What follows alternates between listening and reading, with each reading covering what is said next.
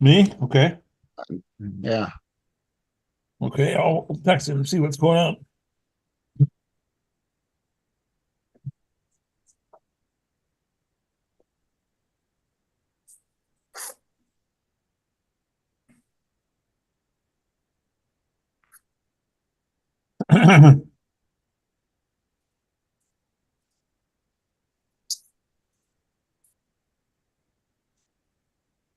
For all the residents that are online right now, Okay.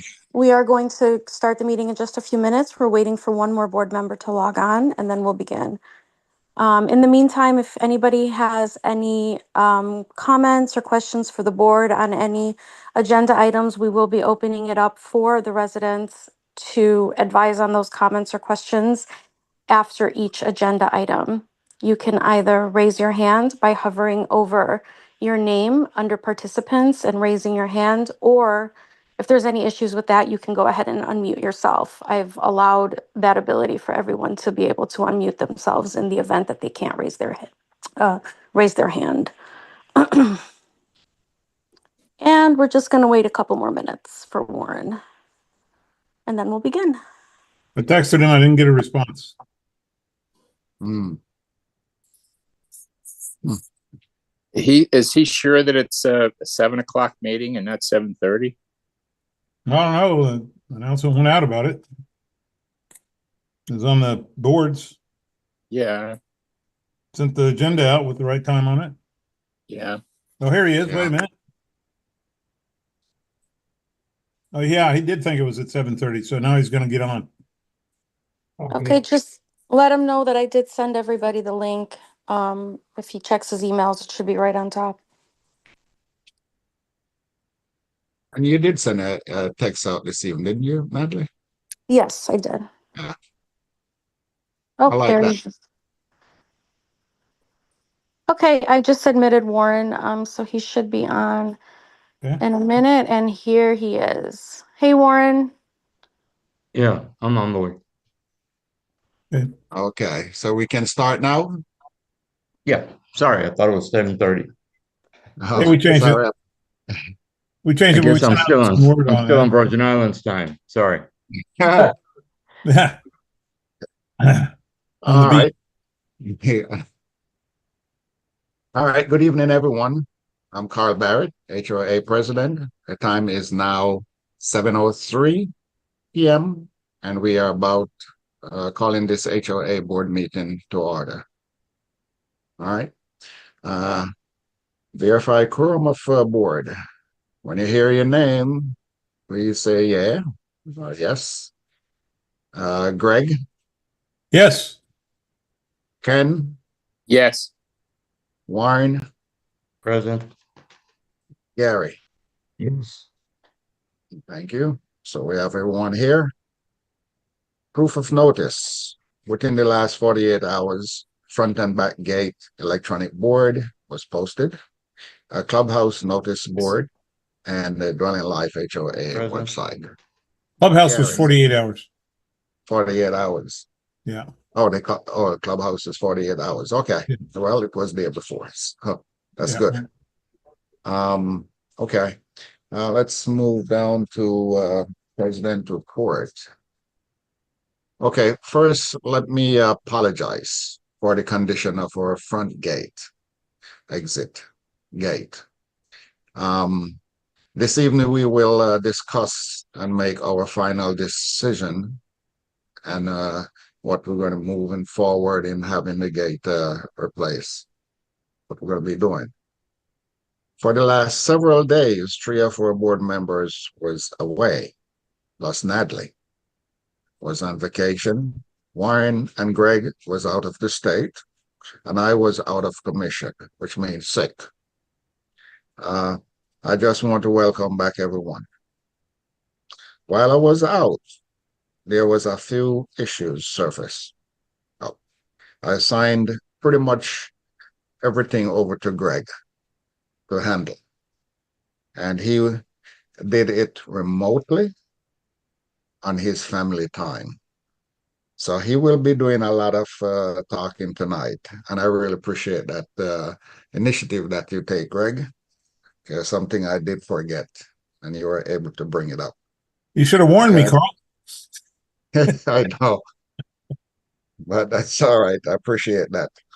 Um, I don't think anyone noticed that we finally get the Eagles Landing wall pressure fix, but it's done. I think we're just waiting for them to put what the grass down or something like that, Greg. Yeah, they were waiting on a confirmation from the landscapers that the sprinkler system was in good enough shape. I had some correspondence with those guys late today, and I didn't get a final answer from them. So I don't know where they're at on putting in the sod. Okay. All right. All right. So that's it for me. So let's move on. So we're going to go down to committee reports, landscape and infrastructure. There's a lot going on. Let me pull up my notes here. Okay, well, we had a landscaping and infrastructure committee meeting today. What prompted the meeting was number one, it was time for a meeting, but beyond that, the Brightview has been working extra hard on all kinds of activities. And so we have, our committee has the entire grounds broken up into areas. Each committee member has an area. So most of us were able to go out and inspect the area and provide a good report. And it is true, there is a lot of work going on, more than probably in the short period of time that it's been happening. For that period of time, more work than I've seen since I've been part of this landscape committee, going clear back before the developer turned over. So we reviewed some of that. We had two supervisory managers there from Brightview, and they explained to us what things were going on. We explained to them some things that we're concerned about. A couple of things that need yet to be done. There's some areas along the path that are badly in need of edging. They're aware of it. Their plan was to put that toward the end of their list because there were more visible things to do, which some of which they did very well, and you can go out and see evidence of it now. We have been after them for many years about the encroachment of the conservation areas into our common area, and I kept telling them you need to bring in a bush hog and push it back. That's the only way to do it. They did that once before, and by gosh, they've done that. And so if you go out, you'll see that the edges of the conservation area have been pushed back to basically where they started many years ago, and just generally it slowly crept in and started taking over areas. So that's a major accomplishment. Other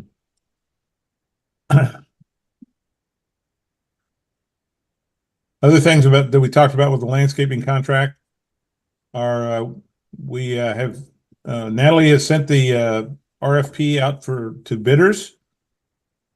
We're hoping to have a bidders conference on the 25th where they come in and just ask questions, all of them at the same time.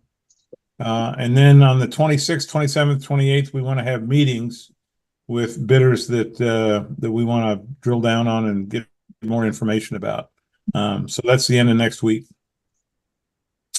In the meantime, Brightview has a new account manager. Our account manager, Tim Kramer, left the company.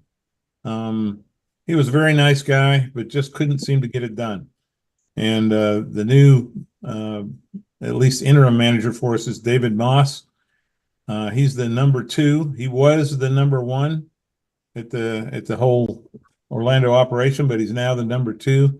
And he is personally handling this, and he is putting a lot of time into making sure things get done right. All of the reports we had today were good. There were some deficiencies in most of them, but the 2 gents that were there took the notes and are taking it. One thing that concerns the committee is that some of you may recall that this year, actually last year, fall of last year was the time to trim crepes. And trimming crepes is not in the contract. Trimming oaks is in the contract, but trimming crepes is not. So last year, somehow or other, it slipped through us that they charged us for trimming the oaks. So since they charged us last year being 2023, then I proposed that they trim the crepes for free this time around, which is what they're doing. But some of the work we're seeing is not pleasing us. So I brought that to the attention of Dave Moss this afternoon, and he's going to be looking into that. Let's see, infrastructure. Precision Sidewalk Safety is the company we've had doing the sidewalk lifts, repairing the sidewalk lifts over the years. They have now reviewed all the lifts. They'll be providing us a report in the next week or two, and then we'll be able to set out on fixing those.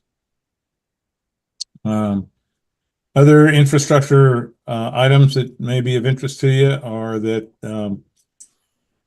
our contractor for the pool, for the janitorial work, and for the light maintenance work around the subdivision, our contractors have been Bill and Pam Elliott all these years. They started working for the developer before any houses were even built in here, and then they started working for the HOA after that, and they were just fantastic.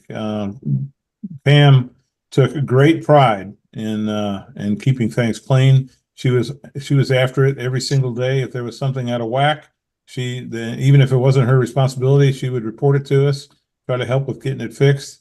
Did all kinds of heavy work, gate maintenance tasks, other tasks that had to be done, and she never complained. And so we're going to miss her a lot. We have replaced her with a company called Amenity Pools. They are the only company that was willing to bid on all three tasks.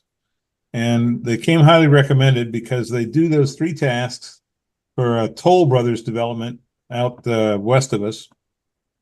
And that Toll Brothers development is infamous for being picky about their work, wanting everything down to the exact inch. So they have successfully won and maintained that contract out there. So that was good. We met with the main guy. He's going to be heavily involved, and we have high hopes. But even though we have high hopes, it's going to be an adjustment. It's not going to be as good as Pam and Bill, particularly with Pam, because she literally took ownership and wanted to make sure everything was just right for the residents.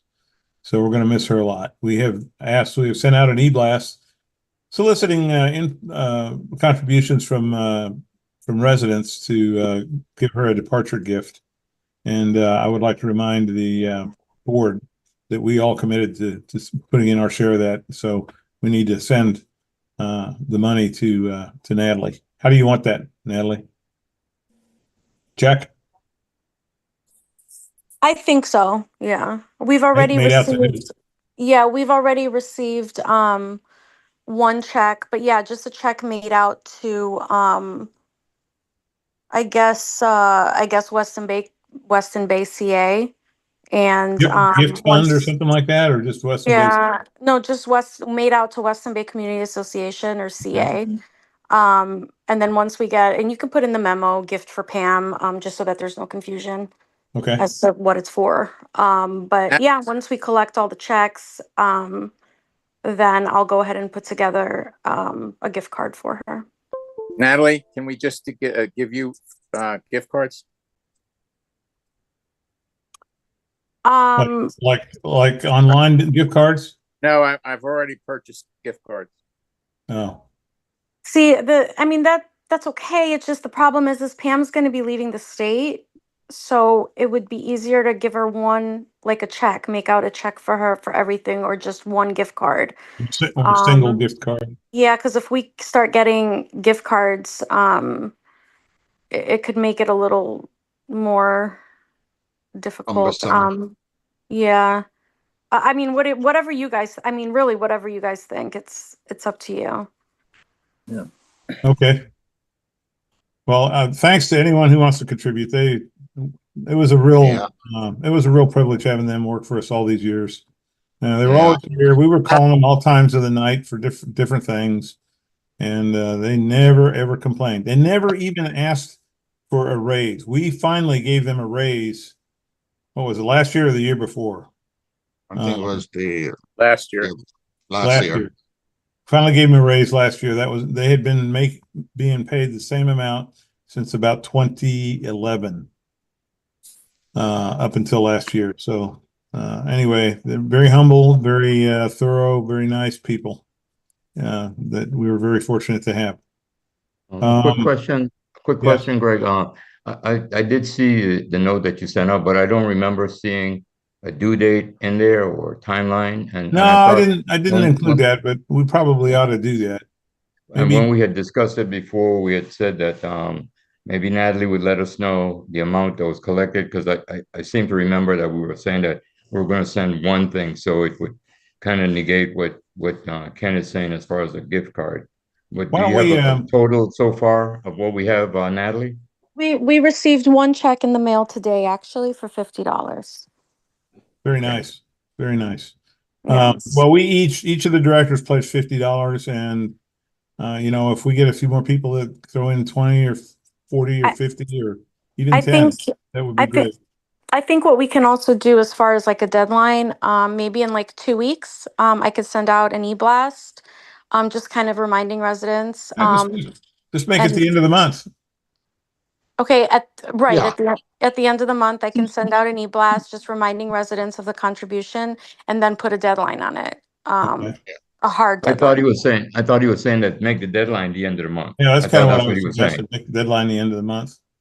not Yeah. sending it out in 2 weeks. So what we could do is follow up the e-blast with a sort of as a reminder, right? Remember this? Well, we'd like to get all the money contributions in by the 28th of February if you're able. So please send them to Natalie at this address. Thank you. Okay, Right. I'll send out Sounds that good. e-blast tomorrow. Thank you. Any question? So I wanted to add one more thing. In typical fashion, Pam volunteered. She wanted to make sure that this contractor was going to work out right. So she shadowed them for a few days, watching them do their work and giving them, tips and reminders and stuff like that. And she came back to me and she said she was confident that they're going to do good work. So I feel real good about that. Right. Good news. And let's see, other things, landscaping wise, not, or infrastructure wise. There's a new arbor code being contemplated by the city. I have it. I have not had a chance to study it. We're sort of heavily invested in that we have this relationship with the city regarding our street trees. I want to try to gingerly check that, and make sure that's going to stay the way it is. The last conversation I had with the city manager and with the assistant city manager who's in charge of that, was that we are basically in good shape with what we're doing. So anyway, that was good news. Let's see, other infrastructure issues. We may be talking. You can stop me if I'm going into your area here, Carl. Yeah, okay. The gates, the replacement of the front gate is in work. Casey is fabricating a new gate. There's an insurance settlement that I guess we're going to have to talk about tonight. And which is something less than what the total damage is, but we have to figure out where we're going to be able to maximize our return there. We're continuing to get a lot of damage to the rear gate. Got hit again yesterday, so we're going to have to do something to try to mitigate that. The damage to the front guard shack that happened last year, we're finally taking that to court.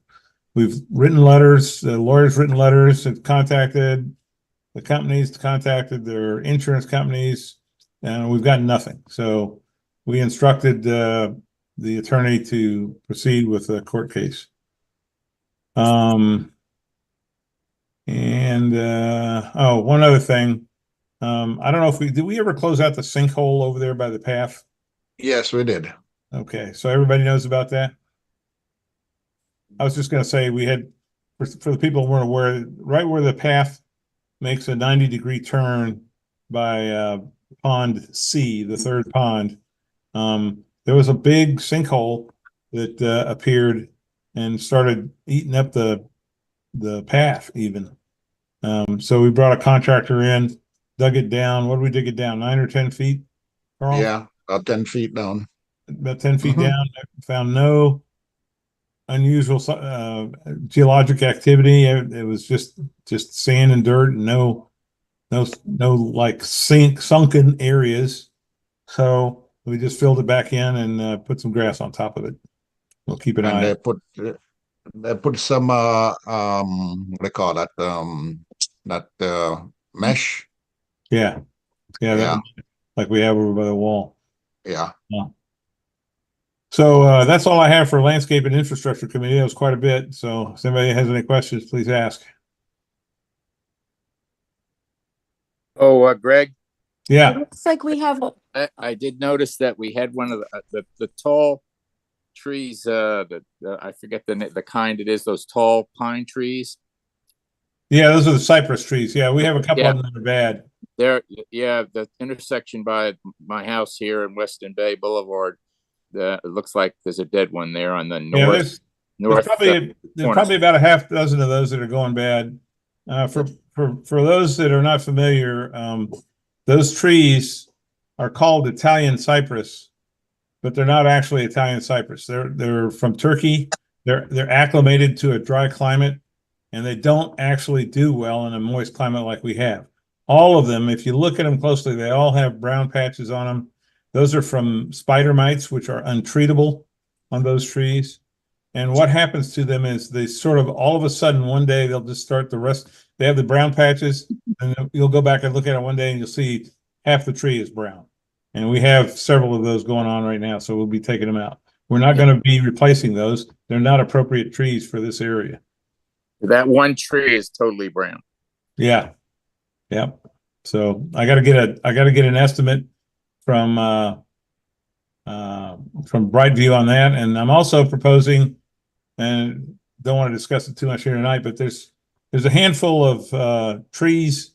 There's a lot when you go into Eagles Landing. There's an empty lot on the left. That is actually supposed to be a park.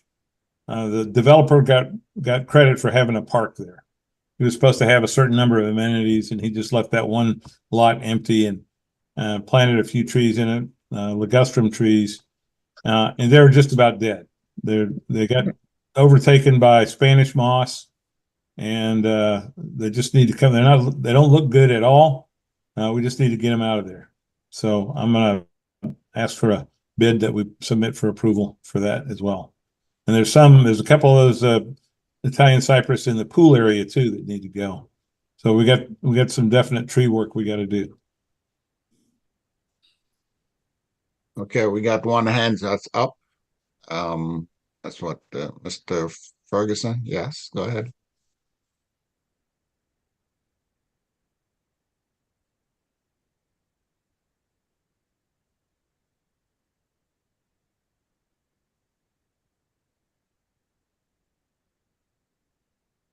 Sure. Thanks for doing that. That's something they are responsible for, but the backup to them is we have an exterminator. So if their measures don't work, we can bring in the exterminator. So I appreciate you bringing that to my attention. I'll make sure the Brightview guys get right on it, and if that doesn't work, we'll get the bug guy out there.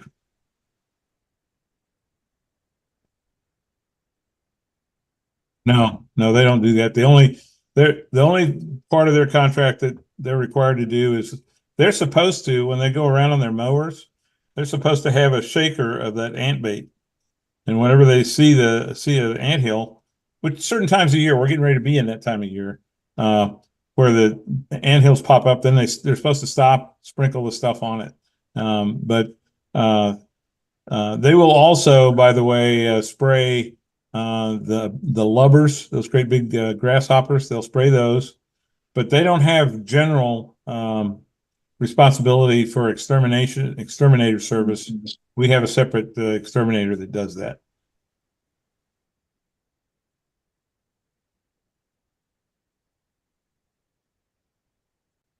Okay. Yeah. Good.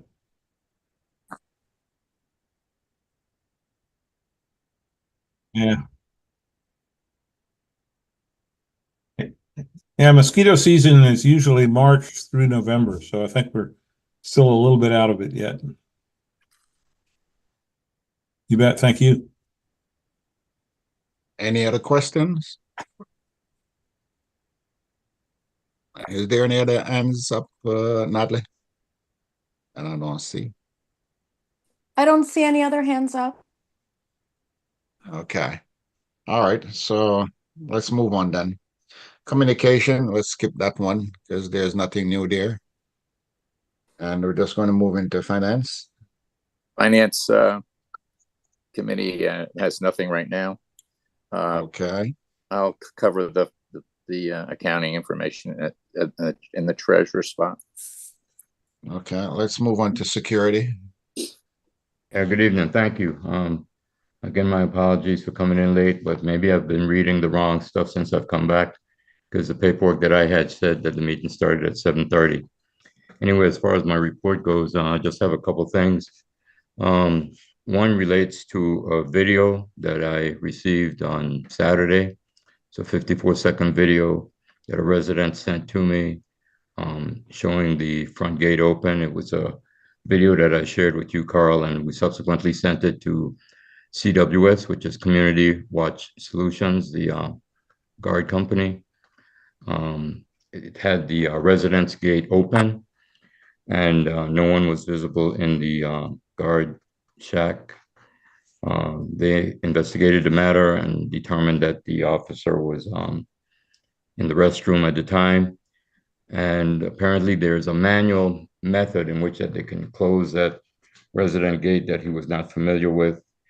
So one of the recommendations that we discussed today was that they'll ensure that all of their personnel that work here are familiar with manually closing that gate so that it will only open if someone has the code. You know, if they pull up and the barcode is red and it opens and closes for them to go in. The other thing with CWS, since the 31st of January, the senior leadership there at CWS and Carl and I have started an initiative to update the SOPs. We've identified several areas so far and that need updating or changing. And we anticipate that review should be completed within the next probably 2 weeks, and the appropriate changes made. We'll bring those changes to the board for your review before they're implemented. The other issue deals with smoking in the clubhouse restrooms. That continues to be a problem. There's one matter that has been referred to the Finance Committee. I believe that meeting or hearing is scheduled for tomorrow. At least the last things that I read indicated that there is a hearing tomorrow with the family member that's involved in that. I know that since that there has been another issue, I believe it was on Friday, and I believe that we are looking into it as the board to determine if we're going to send that also to the Finance Committee. The one last thing I wanted to address is the signs that had been picked up. As you know, there was an error in the signs. They all had to be changed, corrected. I've spoken to the folks at the sign factory, and they anticipate that they'll have those changes made, and we will have them back within the next week to 2 weeks, probably not later than 2 weeks. That's all I have for today, this evening. Okay. Thanks, Warren. Anyone have any question? I got a revisit I want to make about the front gate when I get it turned back. You there? Go ahead. I didn't. I just wanted to mention that we're changing the signage that is out front to make it a little bit less obtrusive and hopefully more effective. Where we have the flashing yellow beacons, we're going to be getting rid of those. We're going to be getting a somewhat smaller sign, about a 6-inch smaller sign on the side. And it will have lights around the edges that will flash to bring your attention to it. We're going to put a sign overhead at the top of the roof there, overhead the driveway, that says what the clearance is, which is 12 feet.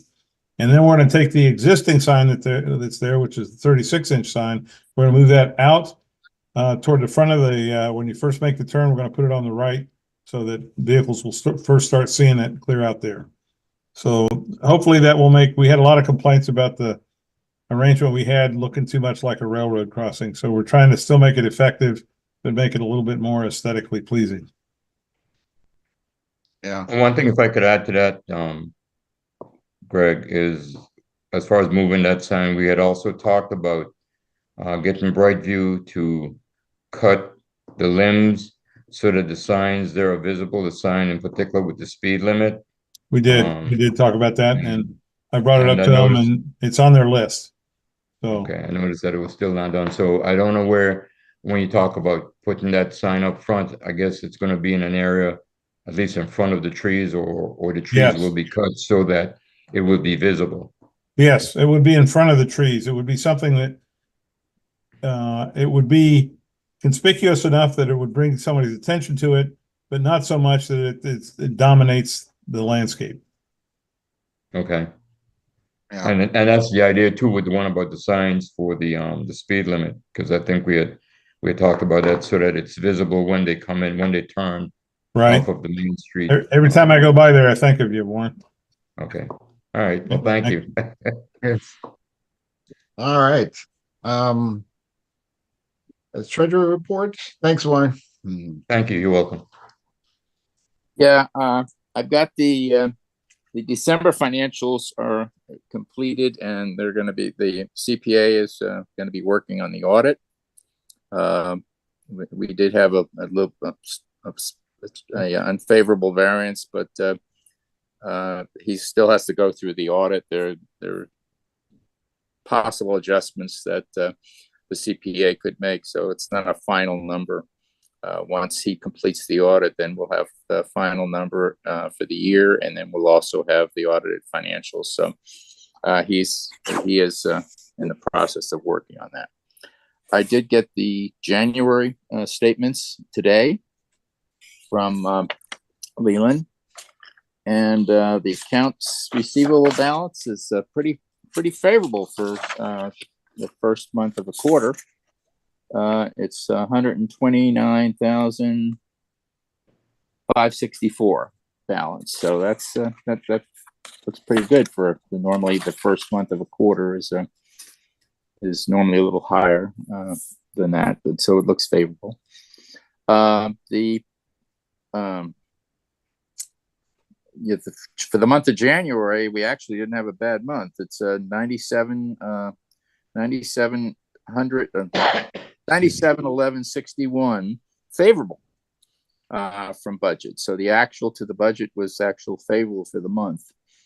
And the only thing that really looked a little outstanding on it was the legal fees. That looked like that was a little more than what was budgeted for the month, but that depends upon when we get invoices from the attorneys too. So that was the only really unfavorable item that was any significance.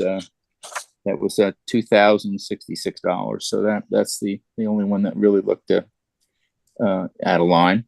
And then the reserve study came in, the deposit on the reserve study, and that put an unfavorable of $1,970, but the total budget for the year for the reserve study is $4,250. So we're in line there. So it showed a negative, but it didn't. That's going to be going away when the whole budget is considered for the year. Other than that, the numbers look pretty good. Anyone have any questions? Great little snack right there. So you've got a rib. You're looking for in that rib. No. You want to be able to see a smoke Okay. around there to show that you actually I'm good. Thank you, Ken. Thanks, Ken. You're welcome. All right, let's move into our old business. And the first thing on the list there is review and approve prior meeting minutes. We have from January 9th, 2025, January 13th, 2025, and January 31st, 2025. I'll make a motion to approve all three. Second. Before we do that, if we're gonna make that motion, I'd like to, as far as it relates to the January 13th meeting, I'd like a change there in the area where it talks about security and what's written up as far as what I did or as far as the report. And I sent some information to Natalie asking that it be changed to say that I gave a report and presented a written report, and to eliminate the section that says about management will contact the gates to obtain the current standing for amenity cards. She said that was discussed, but it was discussed at some other point in the meeting. So it could be put maybe in the minutes somewhere else, but Warren, can we just delay that one set of minutes till the next time around, give us time to get it straightened out? that's fine with me. Okay, That's for the 13th. I have no problem with approving the other two, but I'd like the one for the 13th changed. so I'd like to propose an amended motion to accept You guys, January and the 31st of January. Yes. Hold on. you guys, I can just change the location of that note that management was gonna look into the amenity cards. I could just put it somewhere else in the minutes. And if you want to just approve the amended version, I could send it to you guys after this meeting. Will that fix your objection, Warren? Yeah, well, I had sent her the language and the documentation that I asked that she include. So if she wants to do that, yes, that will fix my objection. Yes, it will. Okay, and I make an amended motion to accept the amendments to the minutes as written and approve them. I'll second it. All in favor? Aye. Aye. All right. Aye. All right. All right, it's done. Okay, next item. I know this has been going back and forth. It's tree and curb damage from street trees. And Greg, we give you that item there to look into Okay. it. So Can you give me the screen so I can show some pictures, Natalie? Sure, hold on one second.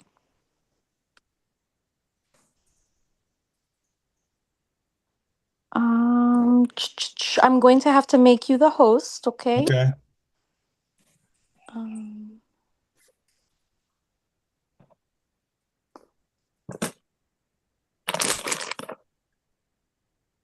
okay, Greg, go ahead. Okay, so it's in my control now? Yeah, and just for everybody in attendance, this is, and for myself actually, this is for the issue related to the sitting water, correct? That pools Correct. around. Okay, all right. Yeah, so let me see if I can get this shared right.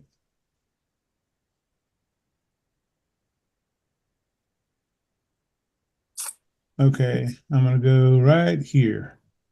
Share that. So this is what we're talking about here. What you see is a puddle that doesn't ever disappear. It stays. Unless it's been so dry that it evaporates, but it generally is there. What's causing the puddle is Hey, related Greg, to, I don't see anything yet. okay. Let me try it again. I can see it, I can Greg. see it. I got it. Okay, I don't know. Not showing up on mine. That's okay. Go ahead. All right, so I know what you're talking about. Sorry. so the key is to look up here toward the bottom of the picture. You see this crack that is emanating through the curb. That's called a Miami curb. And it's a particular type of curb that serves as both a drain and a curb. And so the crack goes clear through the Miami curb, and now you can see it heading out into the street. And what that is caused by is roots from the oak tree that's planted right here that you can't quite see, but you see the mulch for it. What those trees are doing is looking for oxygen. They don't know that it doesn't exist under the street, so they will just continue to do that. ad infinitum. There's a development called Westmere that is south of us. It's actually south of the turnpike, where this went so far that it got into the city plumbing under the street, and the city came in and tore up all their streets and repaired the plumbing and handed them a nice, tidy, many tens of $1,000 bill to fix it. So this is something we have to take care of. Okay, let me show you a few more pictures. Thank you. I'll put this one down. Let me see. Here's one. Can you see anything? No, No, don't see that one. Okay, I gotta find it. Yeah, okay, let's do this one. There, I think that's the same one from a different angle. Yeah. Okay, so let me go to another one.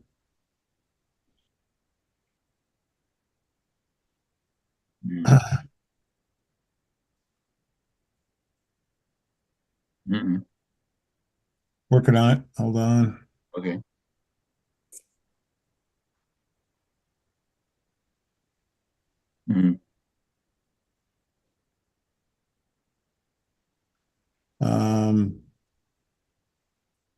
Here's another one. Let me see if I can share that. I'm gonna stop share. Now I'm gonna share. Lost the share button. Where's the share button?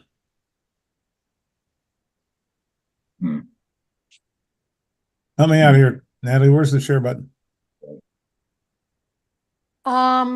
So if you look at the bottom, hover your mouse to the bottom there of it the is. screen, it should say share. Yeah, there's a green button. like a green button down there.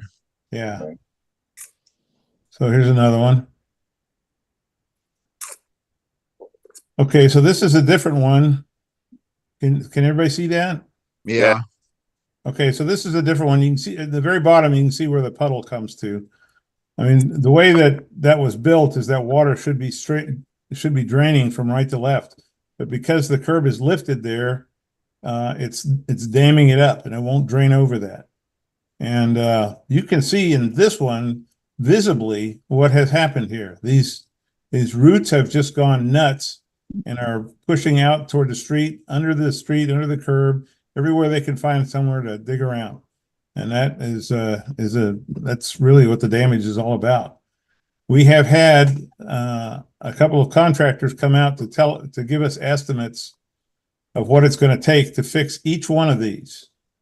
And Carl, keep me honest here because I'm recalling just from memory, but the street repair itself, which constitutes digging out the curb and the asphalt, releveling it, and putting it all back, is about $3,000.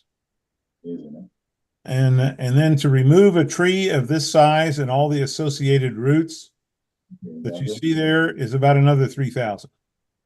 Correct. So you're talking about $6,000 per incident of these, and I think we're aware of at least a dozen, are we not? Yeah. Carl? Yep. So we're there. So let me go and find the last picture if I can. Greg, Yeah. I might make a comment. A friend of mine had a similar situation in a development in Claremont, and he, as the resident, the way their documents read, he had to pay. I think it was just what you said, $11,000. I think it was $11,700 to fix it for 2 trees. Wow. And here's another one. This is a bigger puddle. Okay, so.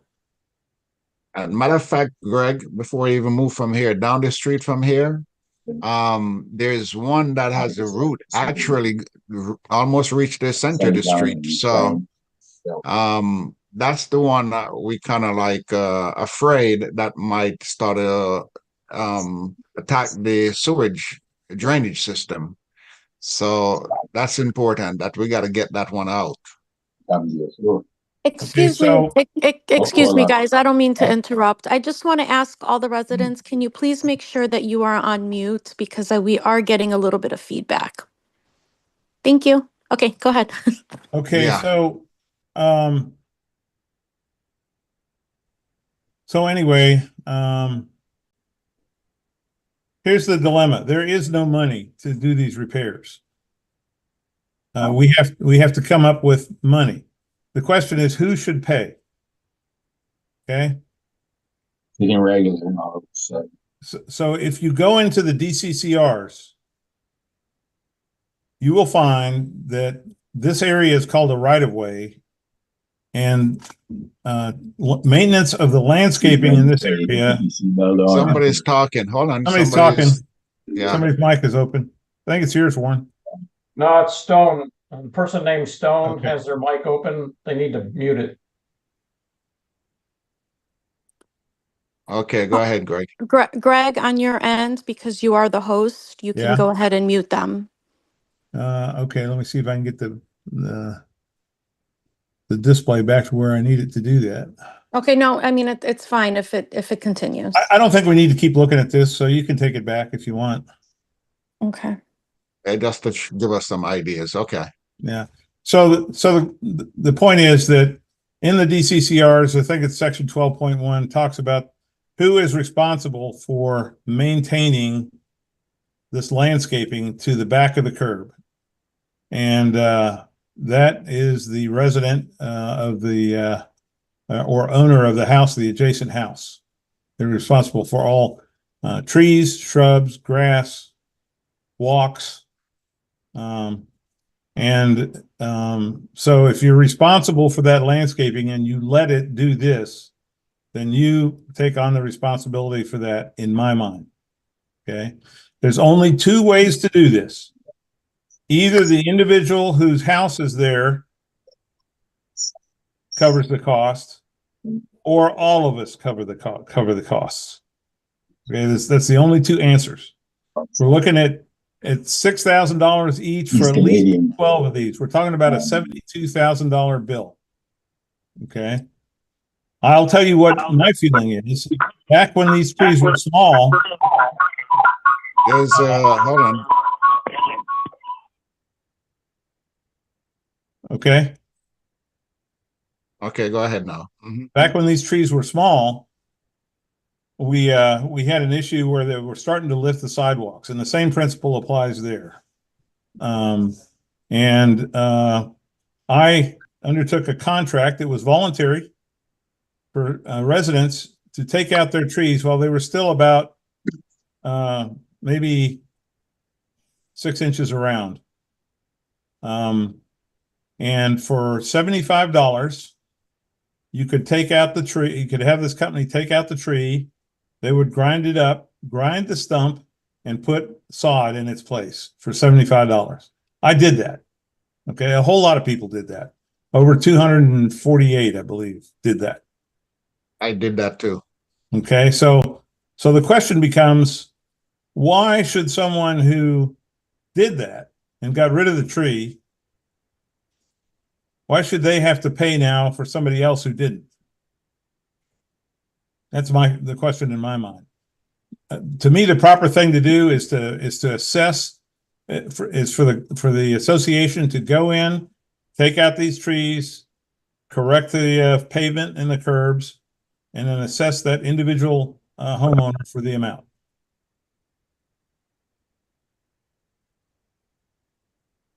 Comments?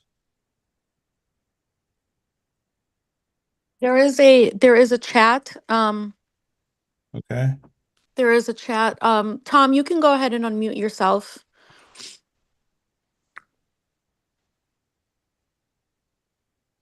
Okay. If there's anyone that want to say something, keep your hands up so we can know. So the question boils down to who owns the tree and who owns the sidewalk, and what's the definition of maintain versus repair? The definition of maintain is in the front of the document. I'm talking about the legal definition of maintain versus repair. I'm not a legal scholar. I don't think you are either, but you know, that's certainly something we can find. But one way or the other, there's only two people that are going to pay: the individual homeowner or all of us. It always should have been all of us. It However, always some of should us- have been all of us. This is Steve. And- What's And in fact, 927 Codassi. Some of us weren't here during the original proposal to take out the trees. So how does that become our burden? But I'm with whoever that was that said maintenance and repairs, because I think there's a fund that goes in for repairs, is there not, to the HOA? No, not repairs, replacement. That due to normal wear and tear. That's part of the reserve expenses. But isn't the homeowner only responsible for, like whoever was speaking said, routine maintenance? And I know you said you're not Yeah. a scholar, but I think that's an issue that has to be worked out. But this has been, I mean, we've been talking about this for at least 6 months. These same And areas. Every month we talk about it, it gets worse. We need to We're trying move to forward put on into this. action. I did a records request for this so-called letter that went out, and I was told that the letter does not exist. Also, the letters that people sign do not exist anymore. Who told you that? Natalie. No, she's wrong. They do exist. Oh, sorry. Tom, I Yeah. believe I have always provided you with everything that you have asked for, including the street tree letter. No, I've never got Um, the street tree letter from you. Okay, And I could send it to you right now via email, Tom. I have emails where you said that it no longer exists. Okay, can you please send me that email so that I can see what that correspondence looks like? Because we definitely have the street tree letters in the files. Okay. But, Yeah, I you have know, no problem sending that over to you. In fact, I can right now, if you'd like. Sure, because Okay. one of the items going into mediation is the street tree responsibility. I'm gonna send you that Okay, right so now. if that's going to be in that, then that we can't discuss that. We can discuss it. We can't settle it here. We have to be able to discuss it to move forward, because I think every time we, continue to push the can down the road, it gets worse. And that's true. As far as the decision is one or the other. Either the individuals are going to pay or we all pay.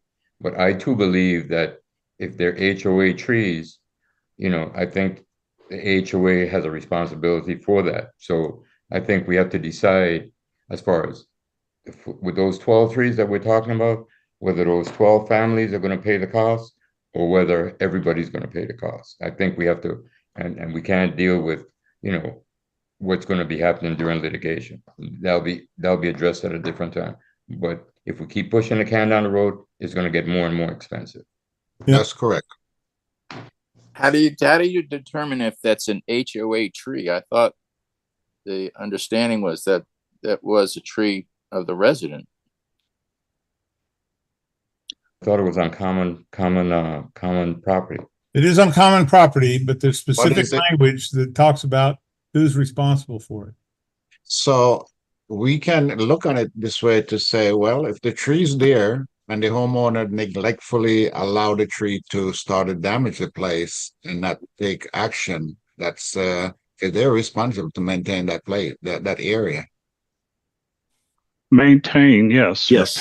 Repair doesn't say anything about repair. The homeowner can't foresee that their roots are going to up the road or the sidewalk.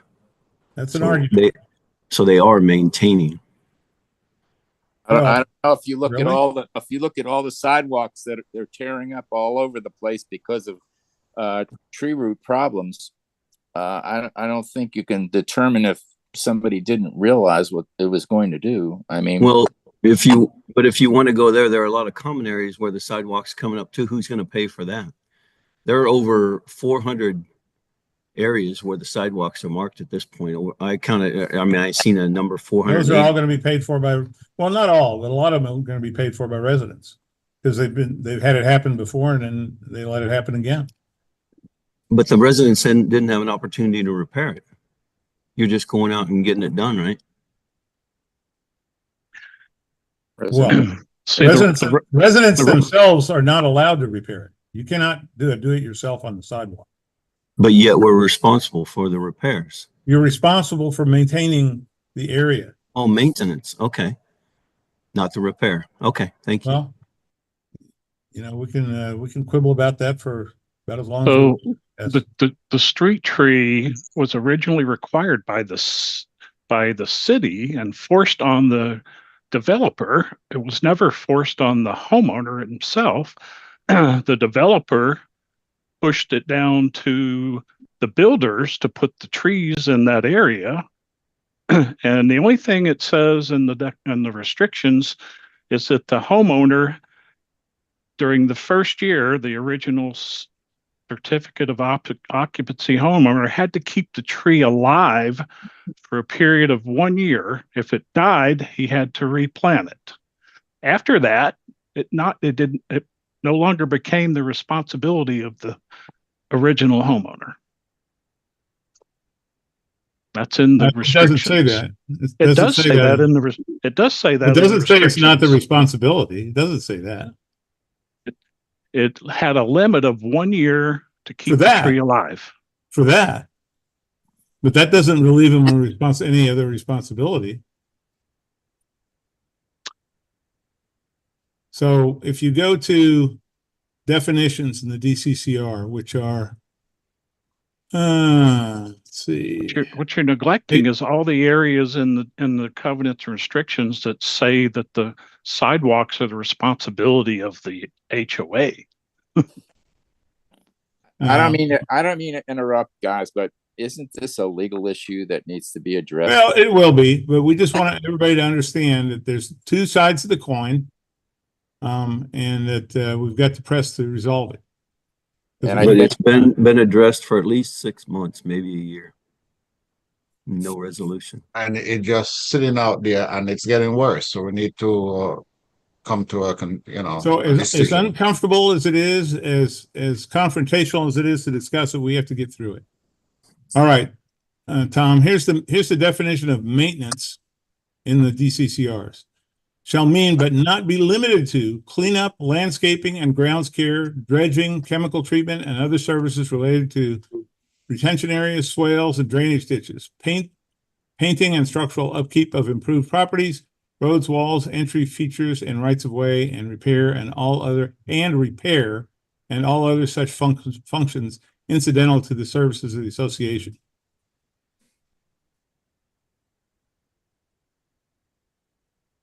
So to the extent that a homeowner is responsible for maintenance, it has the same definition.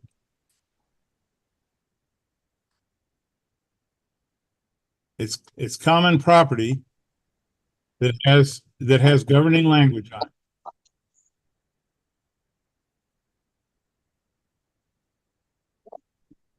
Now, let me read you what the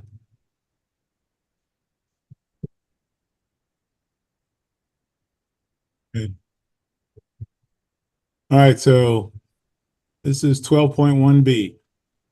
Each lot and residential unit owner shall be responsible for the maintenance of this lot and residential unit, and with respect to lots other than townhome lots, the adjoining right-of-way areas to the back of the curb of the street and to the face of any adjoining wall on the common property, including but not limited to the responsibility to replace and care for trees, shrubs, grass, walks, and other exterior improvements, as well as any maintenance required by section 1111E of this declaration, which is about the walls.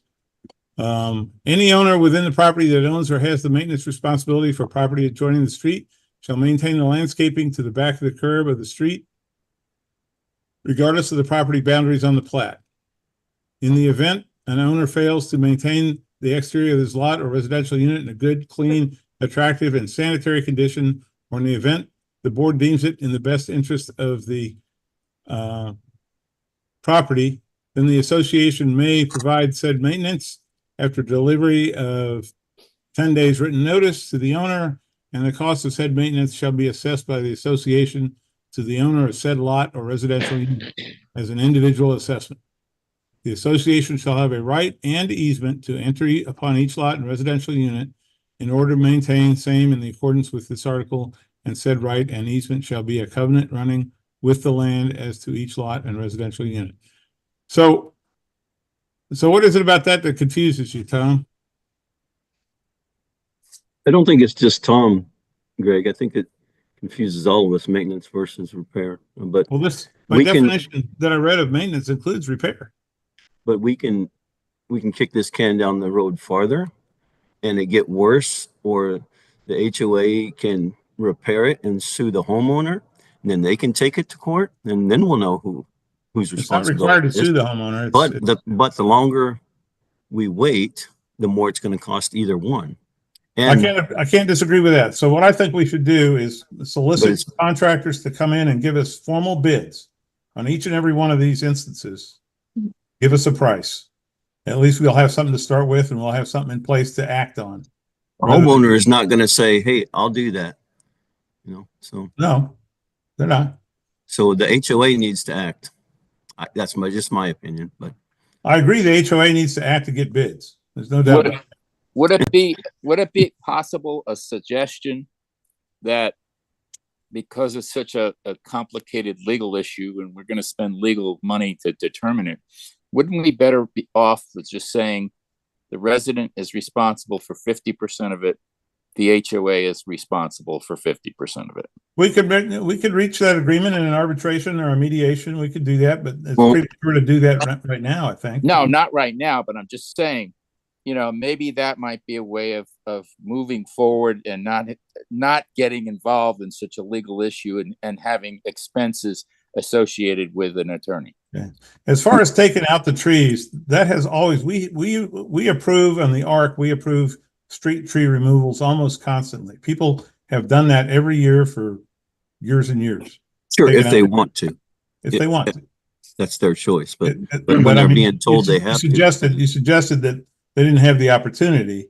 No, I'm not saying they have the opportunity. So Mr. Keithler, who owns the tree? Who owns the tree? Yes. Who owns the tree in the middle, in the common area?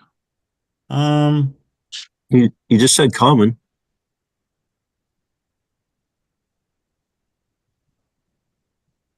I don't know.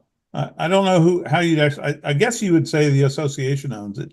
Okay. At any point in time, the association had the authority to remove any of those trees because they own it. So I don't know why they're not responsible. So I don't know why the association sent a letter out coercing owners to sign a letter when the HOA owned the street tree in the first place and could pull a permit and remove it. Oh, come on, Tom. You were around then. What do you think would have happened if we would have went around and pulled up 500 trees? Exactly. A lot of people would have got mad because I remember they had a protest going on by the front gate when they started this. Absolutely. And so the bottom line is the HOA owns the tree. The homeowner cannot pull a permit to remove the tree or even get his own contractor to repair the sidewalk. So your argument that the owner's responsible is not going to hold up. We'll see. Well, yes. Time will tell. Tom, Either way, listen, we got to get bids. That's what I'm trying to get done here. We need to go out. We need to have a specification. And Carl seems to know the most about this stuff. He's an engineer by background of the people on the board. So I'd ask him to see if he could head up an effort to make a specification and help us get bids. Tom, yes, this Ken. I said this before. I have a good friend of mine that lives in Claremont in an HOA. I don't know the legal aspects of their situation, but I know my friend had to pay $11,700 to have 2 trees removed in his front yard. And they damaged the sidewalk. They damaged the road. They also got into the drainage. They also got into his water. He actually had a water leak caused by the roots of the tree. And he had to pay $11,700 to get it fixed. I hear all that, but you don't know what the language of their covenant restrictions say. That's true. No, I So don't. I don't. what we But do I'm know saying- is what our language is. Let's not drag this out. We know what our language is. You've got a court case, so we'll have some discussion of it then. Whether that resolves it or not remains to be seen. Well, There are 2 points of view. There are only 2 ways to go. So we all reach deep down into our pockets and pay for all these trees, or the people who have the responsibility for maintaining the trees do it. One or the other. You can put yourself on one side of that fence or the other side of the fence. But at the end of the day, we got to get it fixed. but you Exactly. I was just No, gonna say that $72,000 for the 12 that we know of right now. 6,000. right now.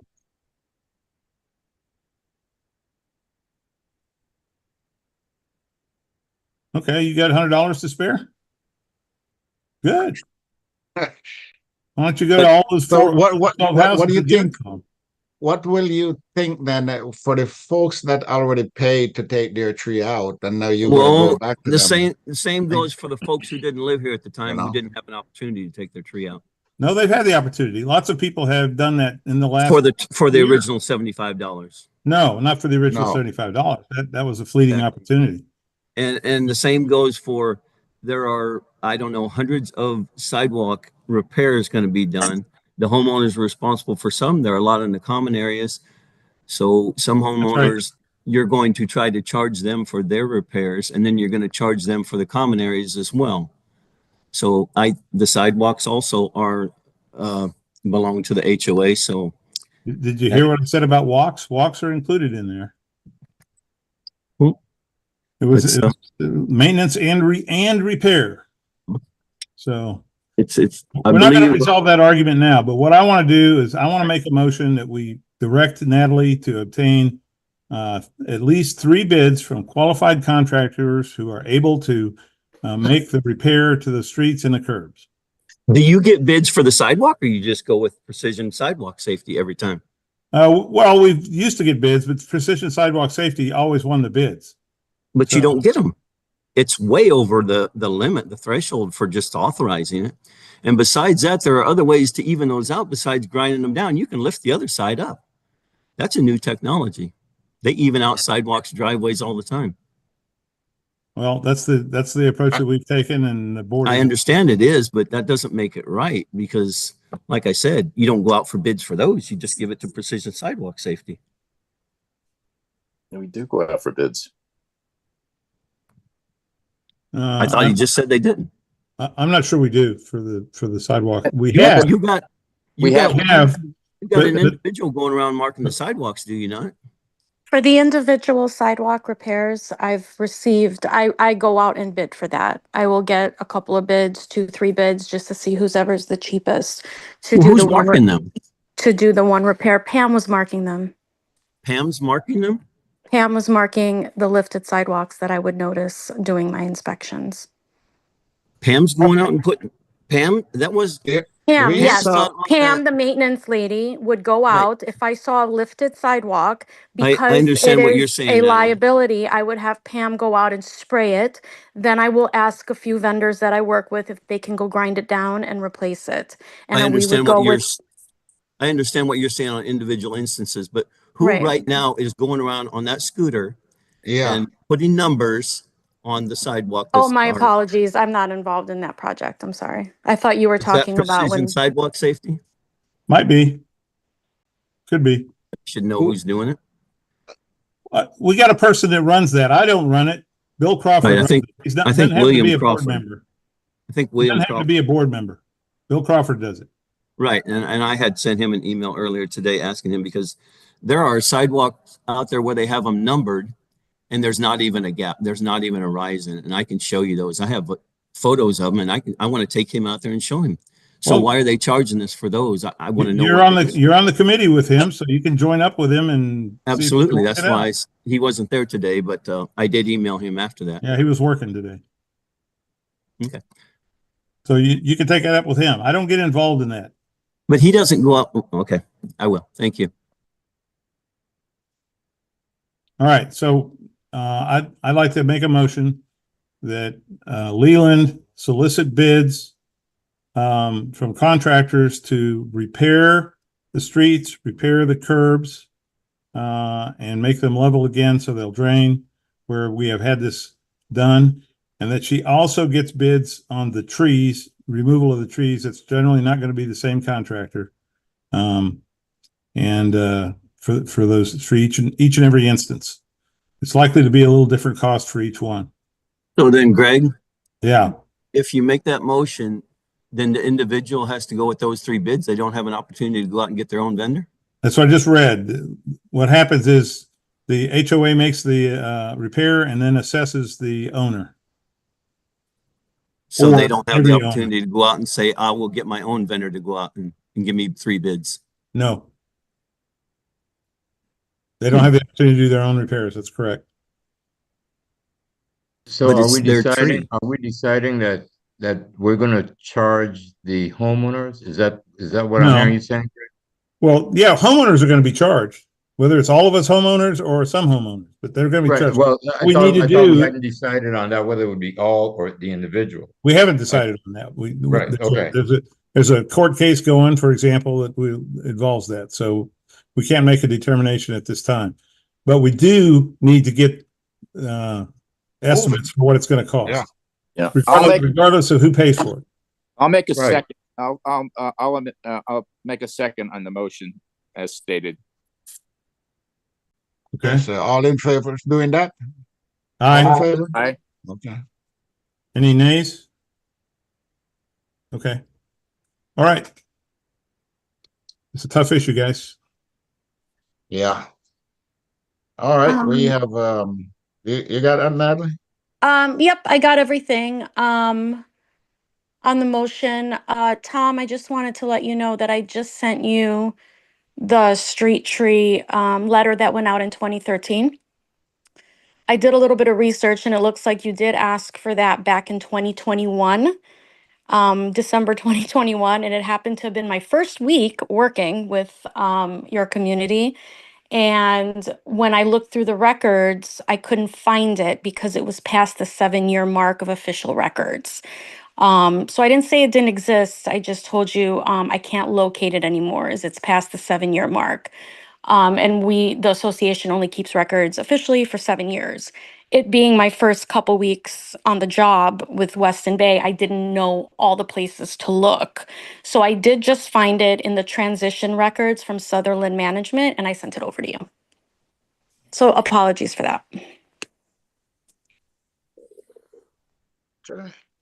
Okay, so That's all I got. I think Yeah, we've Natalie, can you send that to me too? I sent it to the whole board, Okay, good. and as well as Tom, just in case you guys don't have it. Like I said, it was from 2013 and it was sent out by Sutherland Management. I have it Oh, because I okay. wrote it. Yeah. Okay. I think we're done with that topic. Yep. So we all voted on that one, it's done. Yeah.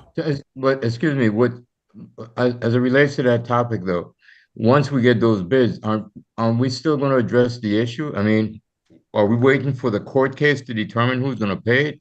Or are we gonna make a decision, and if the HOA pays and then subsequently it's determined that it should have been the individuals, that it's changed? Because it's gonna continue to get worse. If right now it's Exactly. Well, here's what's even worse, Warren.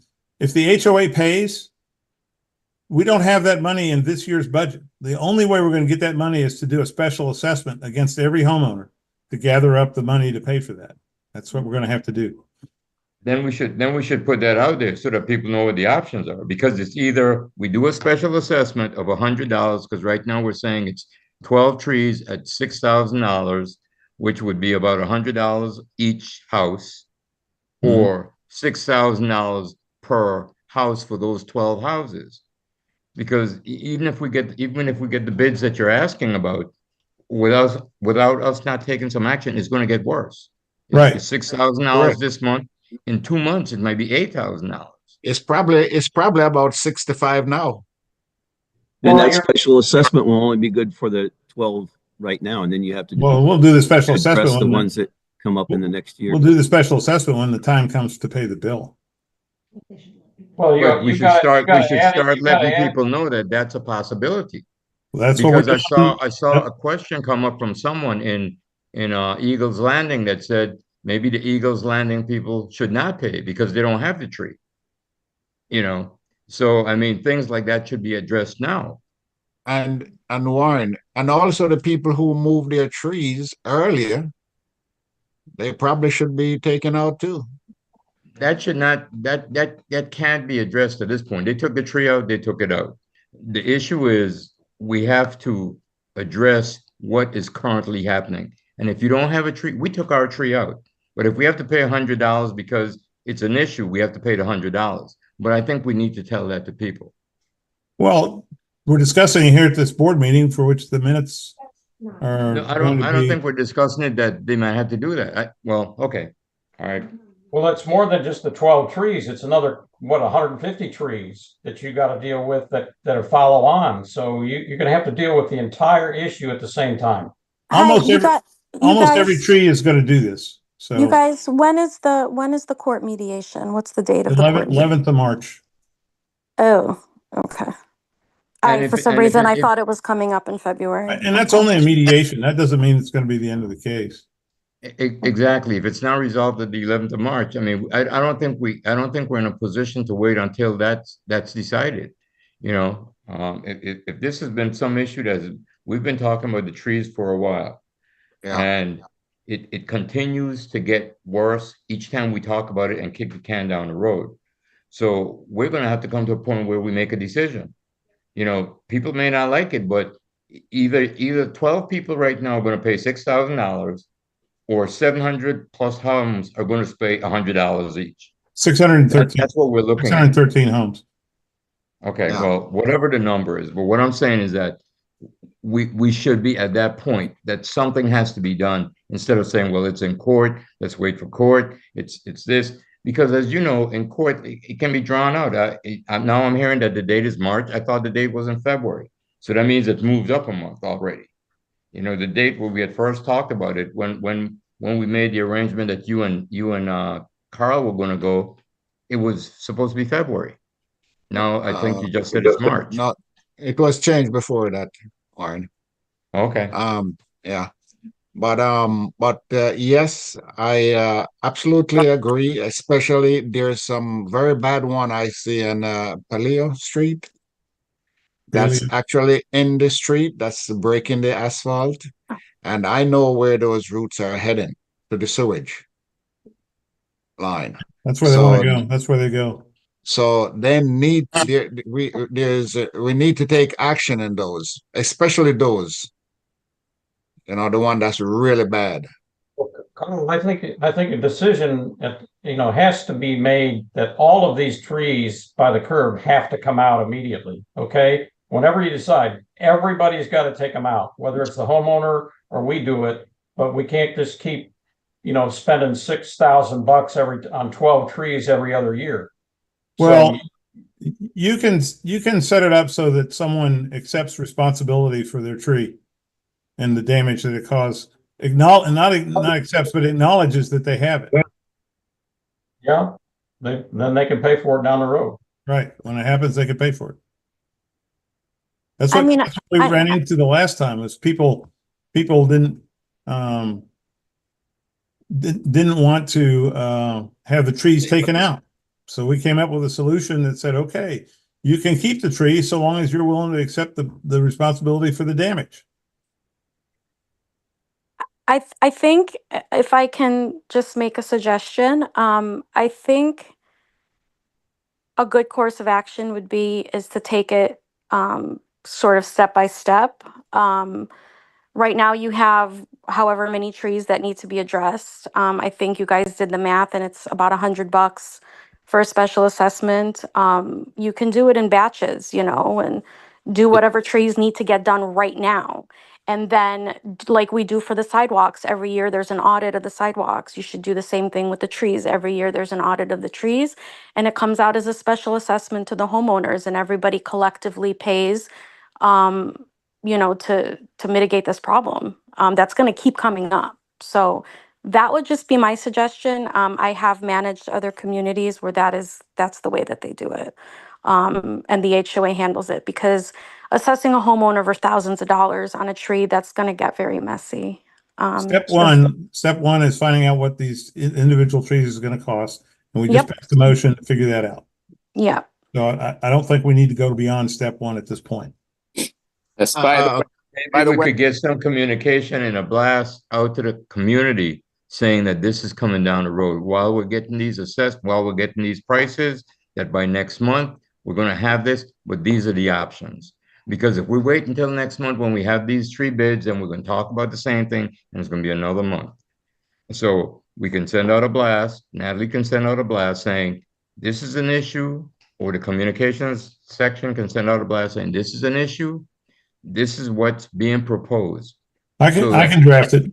I wrote all the other ones. I can draft this one. just so you got it, the numbers correct. If it's $76,000 divided by 613, that comes to $124. Okay, Yeah. whatever the number is, but like I said, I saw a comment of somebody came up that said if the people in Western Eagles Landing, whether they have trees or not. To be honest with you, I thought the whole development had trees. No, But we stopped them putting in trees in Eagles Landing because that was about the time that we started having problems with it. okay. So we asked. So then point, we don't maybe pay they'll for their wall. maybe they'll be exempt the assessment, just like Maybe. they pay for the wall and we don't pay for the wall. So Right. it could be an Could be. exempt, an assessment for the people that live in Western Bay. Yeah, You know, could be. but these are things that we should put out now and say, hey, this is going to be coming down the pike. You know, we've been kicking this can now for months. Yeah. That's my thing.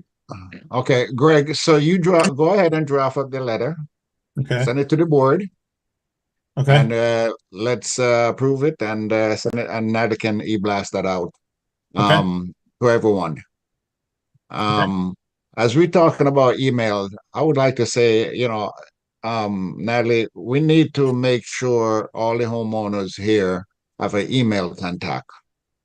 I don't get the e-blasts. I don't think I'm in the right list. I don't get the e-blasts. So I don't either. And my neither. wife doesn't get it either. So, there's something going on there that need to be correct so that everyone can get these things, because maybe So- Natalie, No. Natalie could put something out that says how to do that. Well, yeah, because I can't, I can solicit, I could solicit homeowners to ensure that their dwelling live is updated with their email address. As long as their email address is in dwelling live, and they opt in for communications, then they should be receiving it. So that's the key. Maybe That's you the could key right point there. out- Make sure that you have your address in there and that you opt in for communications. That's the two requirements. yeah, there. and Pull it on the electronic bulletin board, the requirements to, yeah, that we want just make sure you have your email address and that all your contact information is up to date, Yep.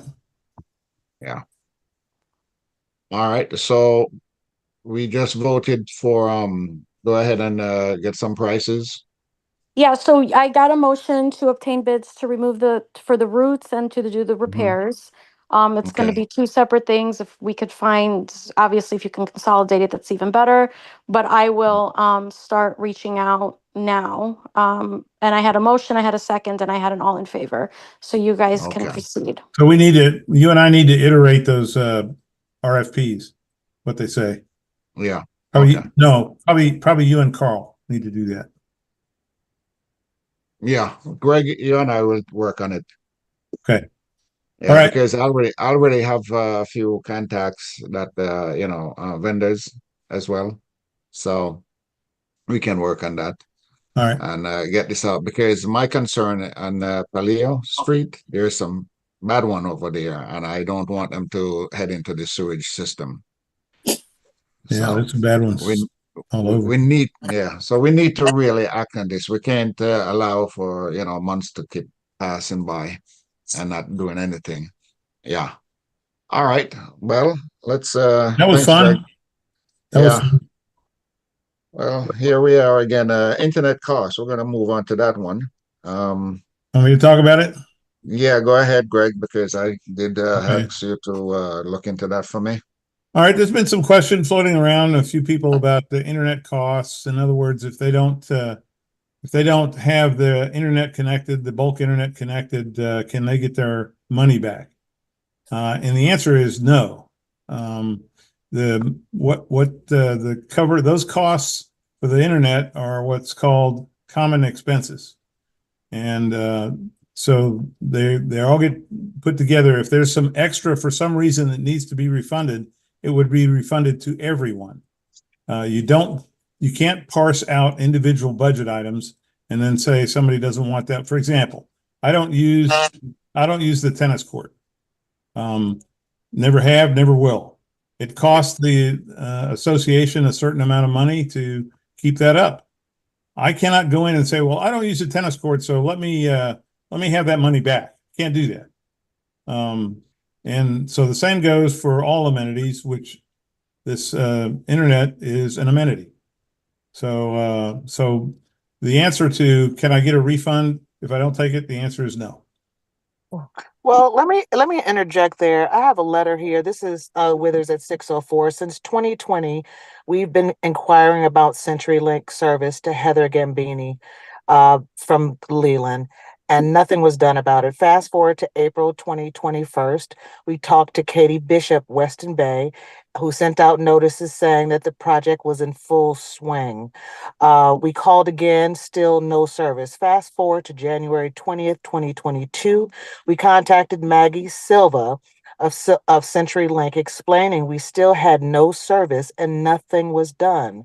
By February 10th, 2022, we sent out a general email asking everyone, she sent out a general email asking everyone were they enjoying their service. Again, graciously, we called and said we did not have it. She issued a number 877-720-3416. And when we called that number, no representative could find any Westyn Bay account. This was very strange to us, so we reached out to the neighborhood app to find out a lot of people were having issues with this CenturyLink. We're not talking about anybody else but our house.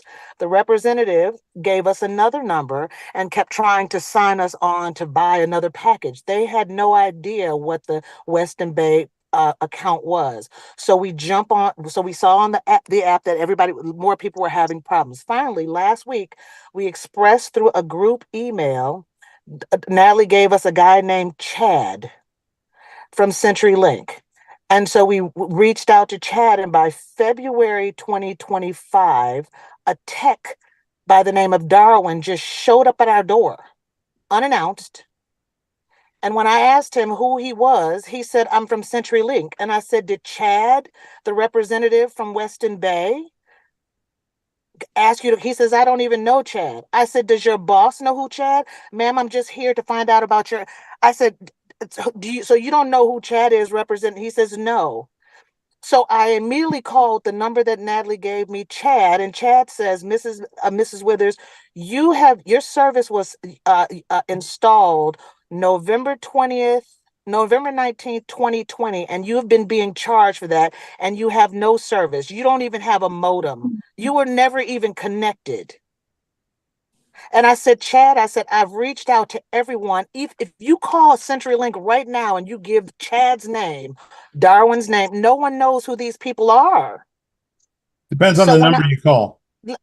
Excuse me, sir. So the number that you gave to me, no one knew. That's what I said. And I'm not here to argue. I'm just stating what happened to me, to what happened to us. And when I asked this Darwin guy who let him in, he said, Leland. Put your name, put his name, put CenturyLink. And Leland never called us to say someone's showing up at your door. And so that with my mother being a senior, we have broken gates that have been down. You're bragging about $100,000 in the kitty, but you got open access in a very hostile, especially the climate that we're in now. Everybody is in danger because anybody can walk in there. And then Warren is telling you, I'm sorry, there's a lot of things piled up here. Warren is telling you that all the gates are down. There was nobody in there. And then this guy, let me finish, please. And then this guy just shows up. Darwin from CenturyLink just shows up, didn't know who you were, and he says, Leland, put your name down. So the end result to this day, Chad contacts me, the guy that you all put in charge, and says, I don't know, Mrs. Withers, why you're paying this because you've had no service. As a matter of fact, here's the punchline. We can't even install service for another 2 months. So I'm not asking about any tennis court. I'm asking about the service that you all have installed that we don't get. And I don't really care about anybody else. I'm saying we're paying for that. And that's unfair. And I'm not sure, Greg, why it's always an argument with you when it should be you as the leader, quote unquote, should be bringing some kind of resolve, a peaceful resolve to let the people feel resolved. But it's like Miss this Withers, constant Miss battle with Withers, you. Miss Withers, I'm sorry. Hold on. Ann, can you please mute? Ann, That's not my phone. all right, I muted her, Miss Withers. I'm so sorry about that. Go ahead. Yeah, and so it's we're not here to battle and argue, but we're quite fiscally responsible. We're super conservative when it comes to that. And I understand if you were to date all the way back to the time that we've been asking you all about this, bring it up to here, you can see where my common charges are at this point. That's a lot of money. And when I asked Chad, the guy that you all put me into contact with, Natalie specifically put me in contact with, I called CenturyLink. They didn't know who this man was. When I finally got in touch with Chad, he says, I'm not sure how much your assessments are, $25, but that's a long time. Chad has nothing to do with assessments. He has nothing to do with assessments. So asking him a question about assessments, you might as well be talking to the man in the moon. He knows nothing. Well, asking CenturyLink about the person you guys have put me in contact with and no one knows who he is like speaking to somebody in the moon. Well, there's two different routes in what I think one of the parts of the problem that we have here is there's two different avenues to get the CL to CenturyLink. One is through the regular consumer contact centers and phone numbers.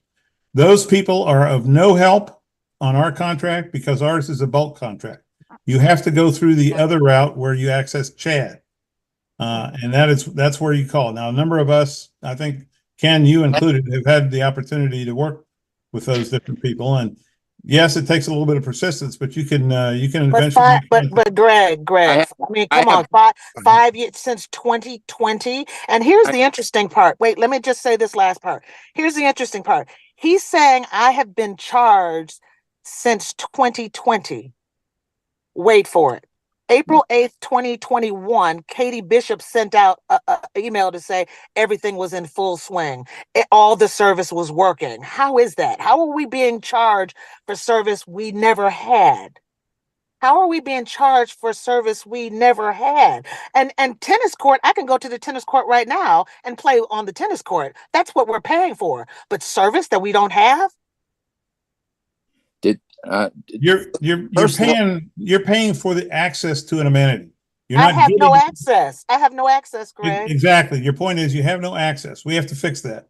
Okay. No, how are we going to fix it? This is how we can fix it. This is how we can. And I don't know if this is a side conversation. Yeah, it's a side conversation because all you're doing is venting now. Okay. Okay. No problem. Stop. No problem.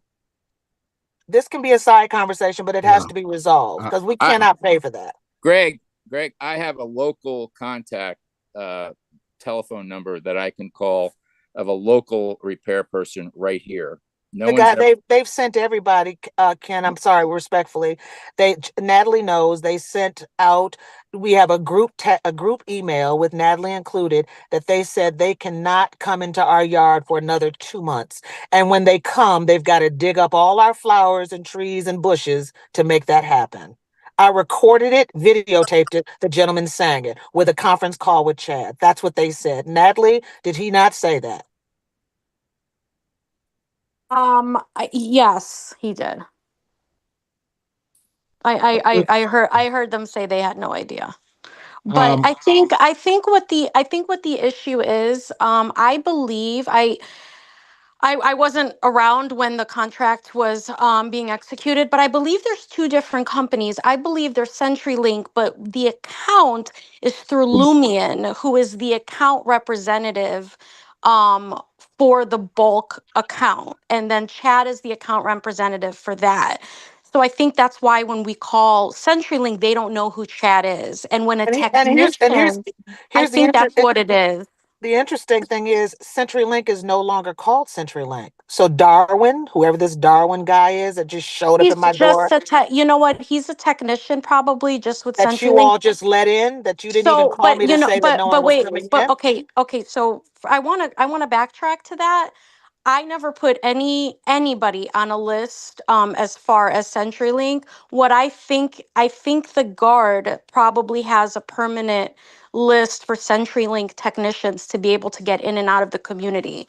I'm going to check myself with the guard on that because I've never heard the name Darwin, and I never put anybody on a list to come to your house. So Well, you got at the front gate, yeah, you guys have a recording there, a big bold sign that says that you all record these things. When I called down there and I said, who put you on a list? On the recorded line, the gentleman said Leland Management. I said, yeah. who at Leland Management? They did not give a name. And in walks this guy to my front door with, not only did he not have CenturyLink on his t-shirt, he tells me at my door, our name is no longer CenturyLink. Now you deal with that. Yeah, I will definitely deal with that. And I will reach out to the account representatives for the security team and find out exactly how that happened because I can assure you I did not put anybody in. You and I were in contact the whole time. Had I known they were sending somebody over, I would have told you at the same time. Somebody's Right. coming by there. So Well, all I know is I'll say this, and this is a conversation like Greg said that we'll have on the side. We're not paying for 5 years of no service. And the representative that you just told me that you gave to me and all your emails the left hand didn't know what the right hand was doing. So what's the homeowner supposed to do?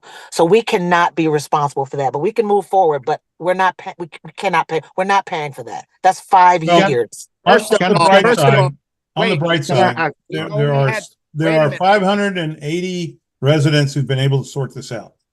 So 586. obviously, we need to work with you to finish sorting this out on the side. We're not Okay, gonna no stop problem. here. Yeah, No problem, because, Greg. Thank you so much. let me ask one question. On your side of your house, did they have a CenturyLink fiber optic cable mounted on the side? They put a box on there, and Natalie knows this because Mm. Chad told her, they put a box on the side of the house, and it's just a box. They Oh, never so get no cable. No cable is in the box. nothing. They have Huh. nothing's connected. They haven't done anything yet. According to them, they need to bore underground and they're Yeah. waiting on permitting. And they said Okay. that's what the delay is gonna be now, is I guess the permitting to do Which that. is a whole nother problem because who's going to pay for my grass now and my flowers? And I They normally put it back. okay. First of all, we've only had service with CenturyLink now for 3 years, not for 5 years. According to this email, we go according to Chad, your representative with CenturyLink. He said, Mrs. Withers, you've had service. Natalie, you can confirm this since November 19th, 2020. We've had no service with CenturyLink, which has a whole nother name now. We Yeah, started believe- service in February of 22. So why were we assessed? Why were 22? We Thank you weren't. very much, Ken. You So weren't assessed in 22. You weren't assessed. Chad is letting you know on his end. He doesn't know anything about assessments or anything.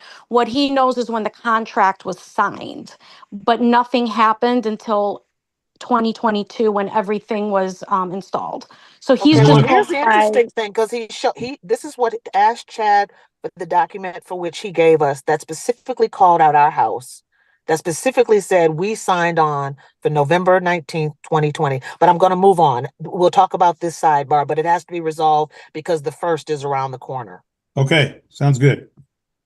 Okay, we'll definitely get in touch with you and see what's going on there. Because if you didn't have a cable come to your house, that's a different story. So we'll talk. Thank you, Carl. Uh-huh. All right. Okay, the last topic there, Carl, you want to talk about it? It's the insurance offer for the gate incident. Okay. All right. We filed a claim with the insurance company that for the young lady that hit the gate out, and they didn't have much on their insurance property damage coverage. So the maximum they had was $10,000.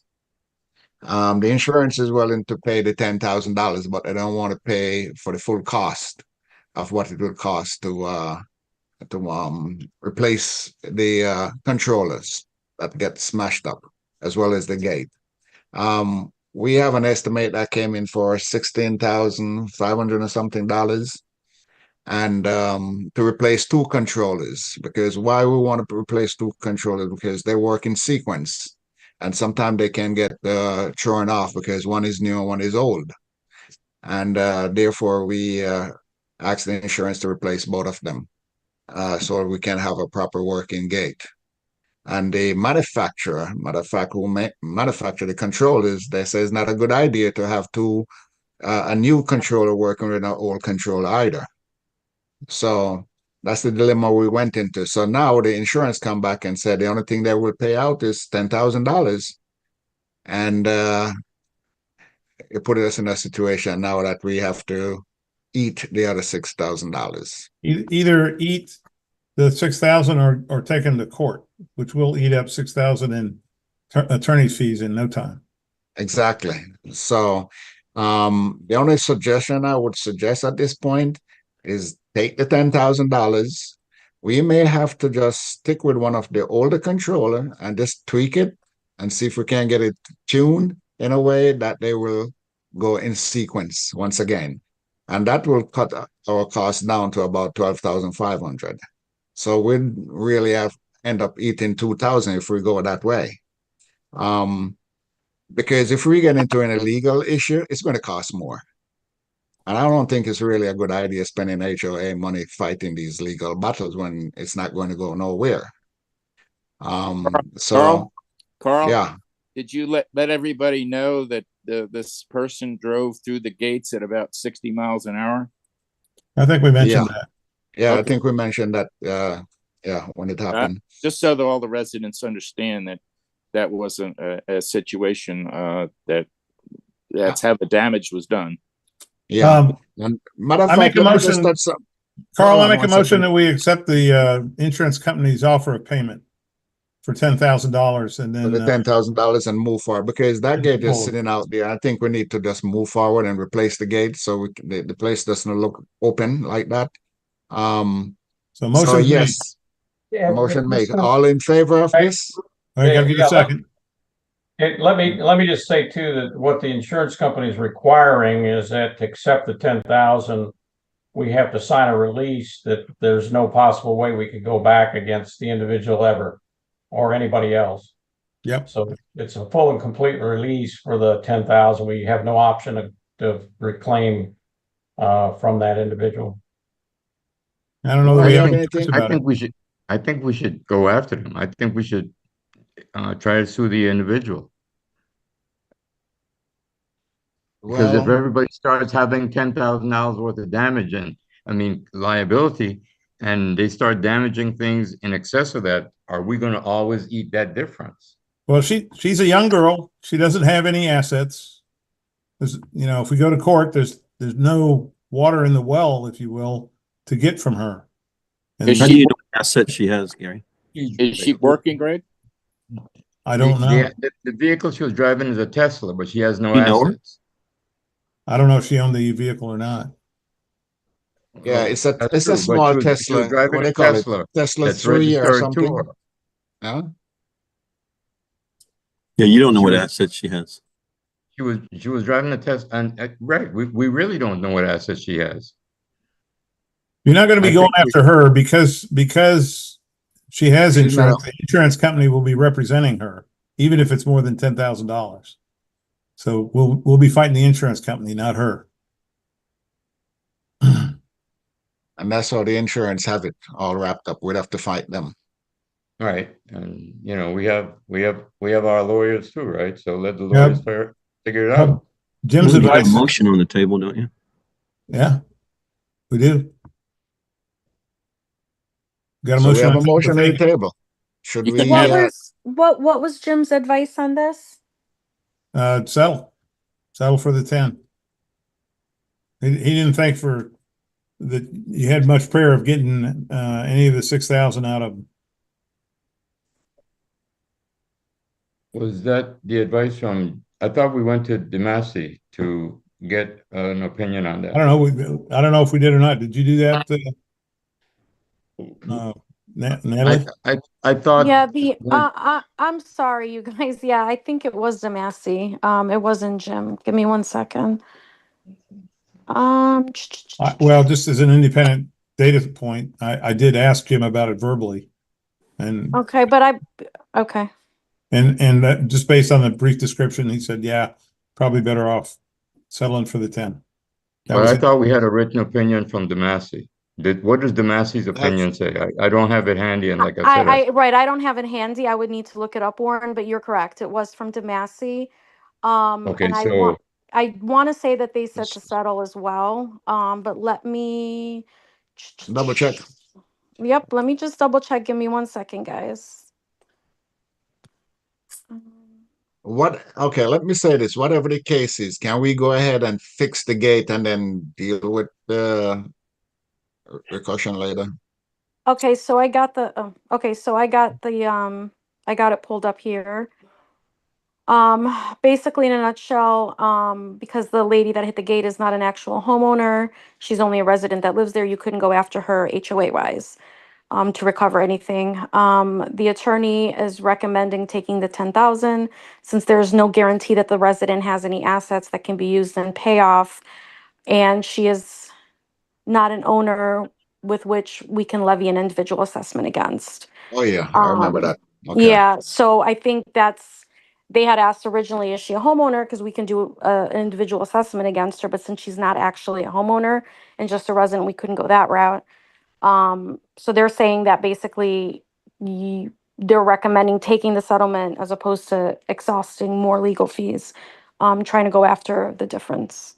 So okay, that was. is that the one that also said that we then need to change our documents to say that if you have an owner that has someone that putting Yes, in the liability on the rules. owner, Yep, didn't in the They rules. suggested that. ruling say They that? did suggest it. Yeah. Yes, not, and That's, So not that's, to, what, we, if that's the case, what are we doing towards changing that we document? don't, we don't have to change, Warren, that's something that you and I were gonna work on, with the rules and regulations.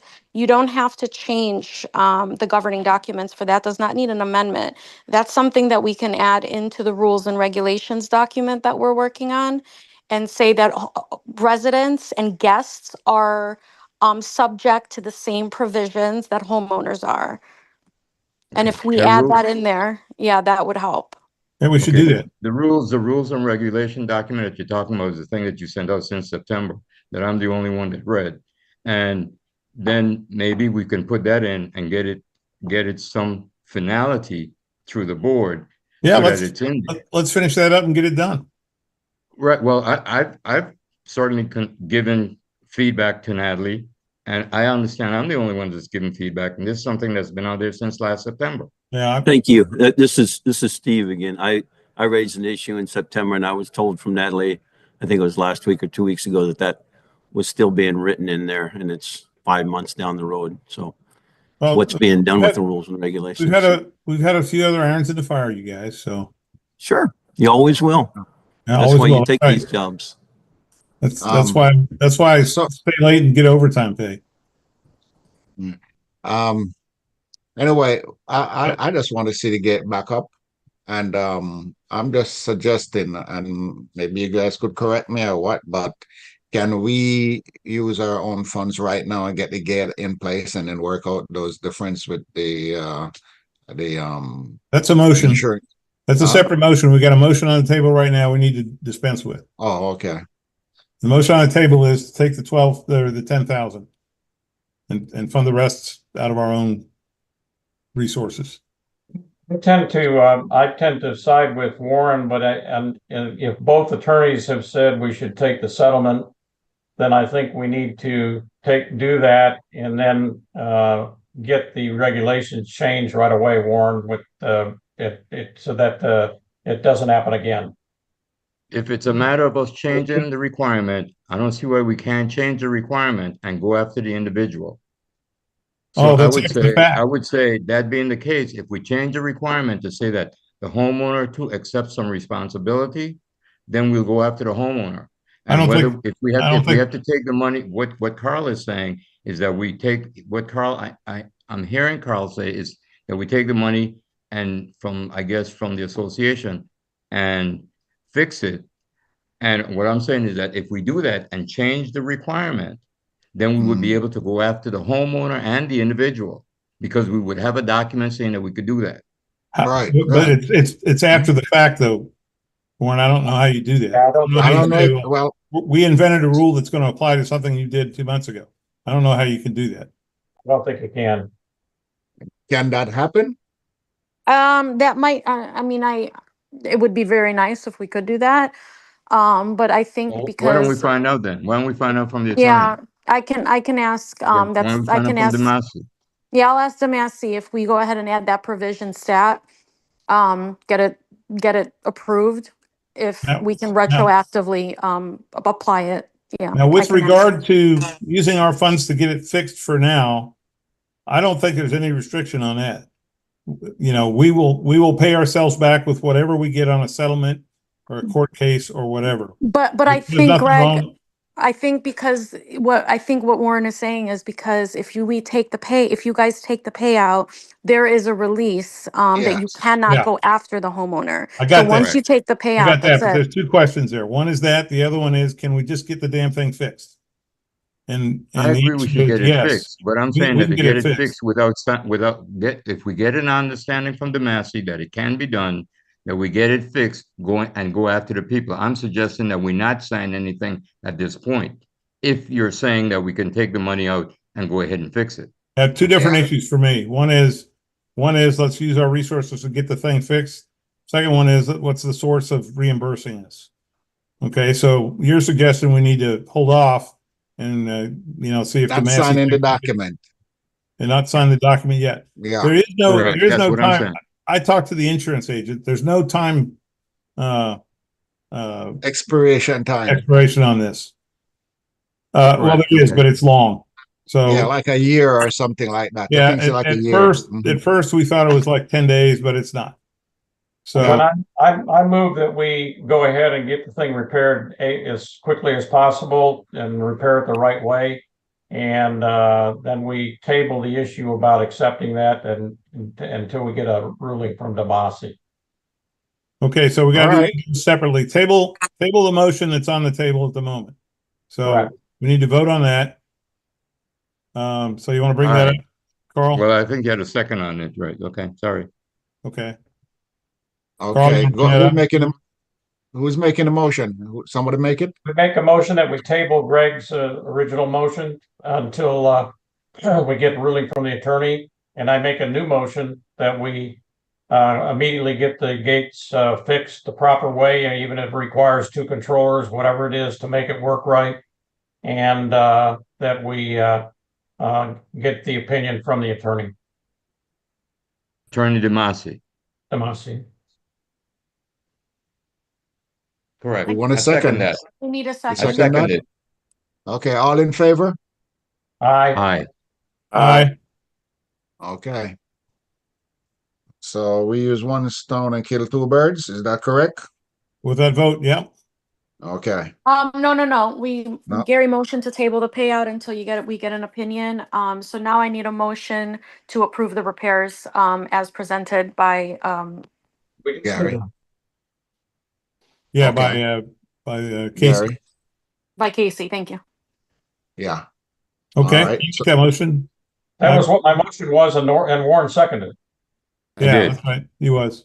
He said, let's All right, proceed so- with repairs. Oh, was it all in the same? Got it, guys. Yeah. I'll take care of it. Yes, I'm it good. was. All right, I Yeah. got it. Okay. Okay, you can proceed. All right. Okay. Very good.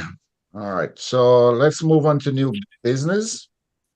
And first item in the new business here, we're going to have violation extension request. Nanda, can you kind of give us a little briefing on that? Violation extension request? Yes. It's a homeowner that is requesting additional time for a violation that dates back to July of last year.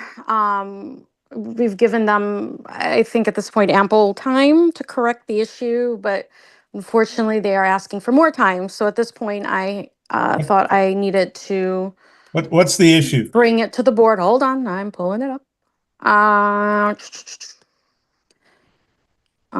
It is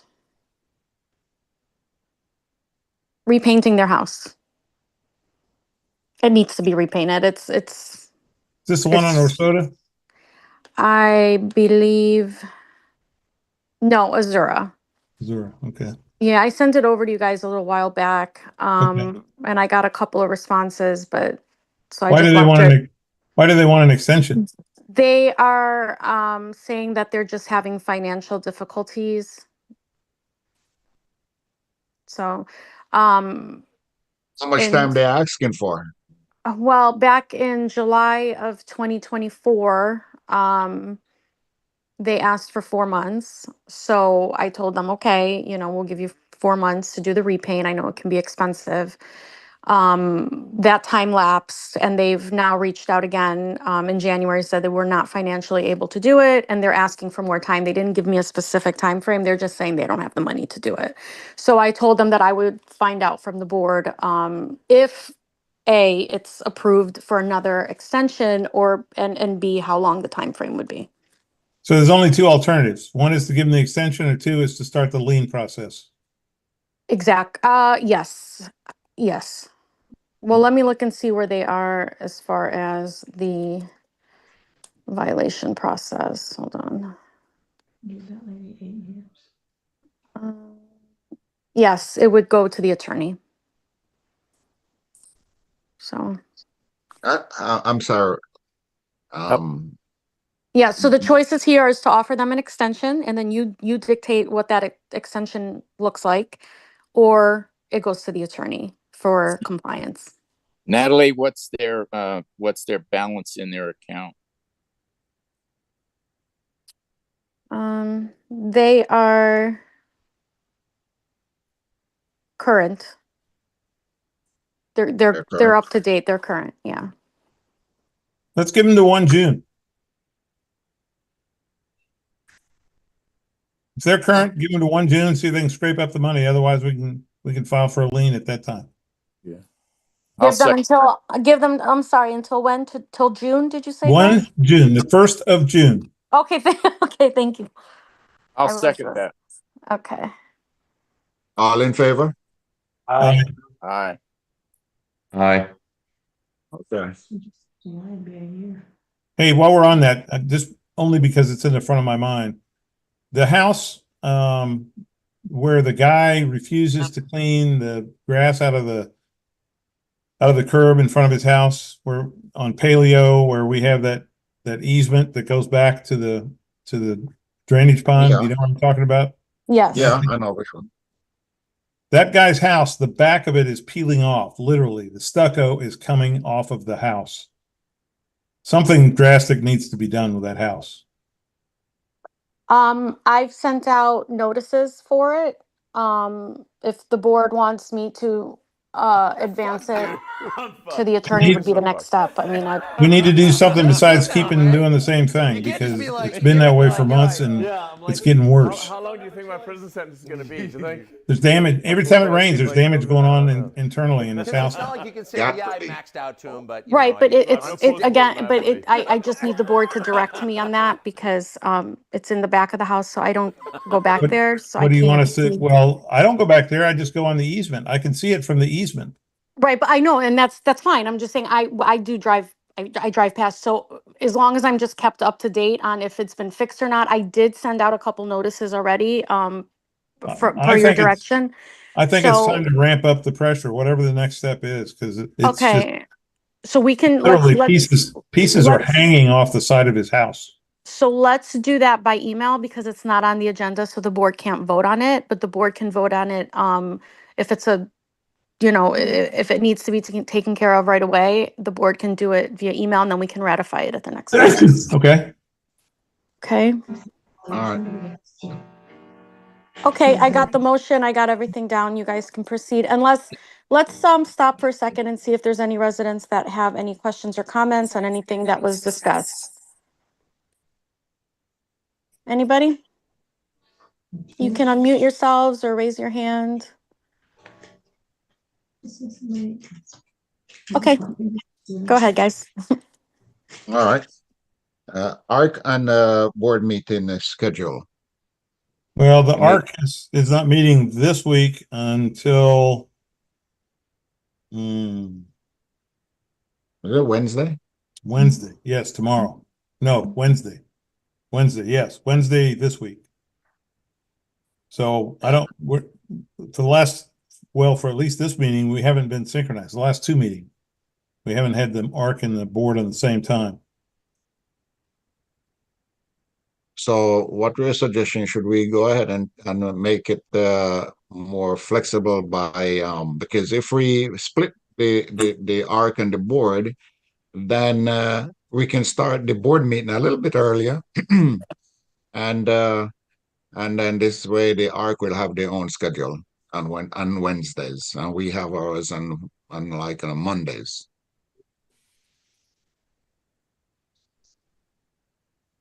Would that be a problem with everyone? So I think it's a wise idea to separate them. Because let the ARC manage its own schedule, and then we can start at 6 o'clock or 6:30 or whatever, and you guys can, or the board can start at 7 or 6:30, whatever you want. That's my input. Anyone has any since I sit on both of them. Anyone has any other input or suggestions? That's Are fine. you saying board members or anyone? Yeah, board members. We could start like at 7 instead of 7:30 because if we don't hold the ARC and the board together.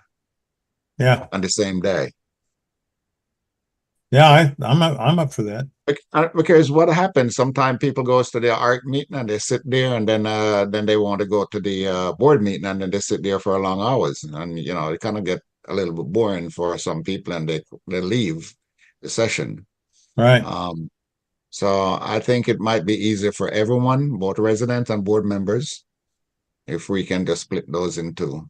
So we just need to set the next board schedule tonight. So let the ARC schedule theirs on Wednesday.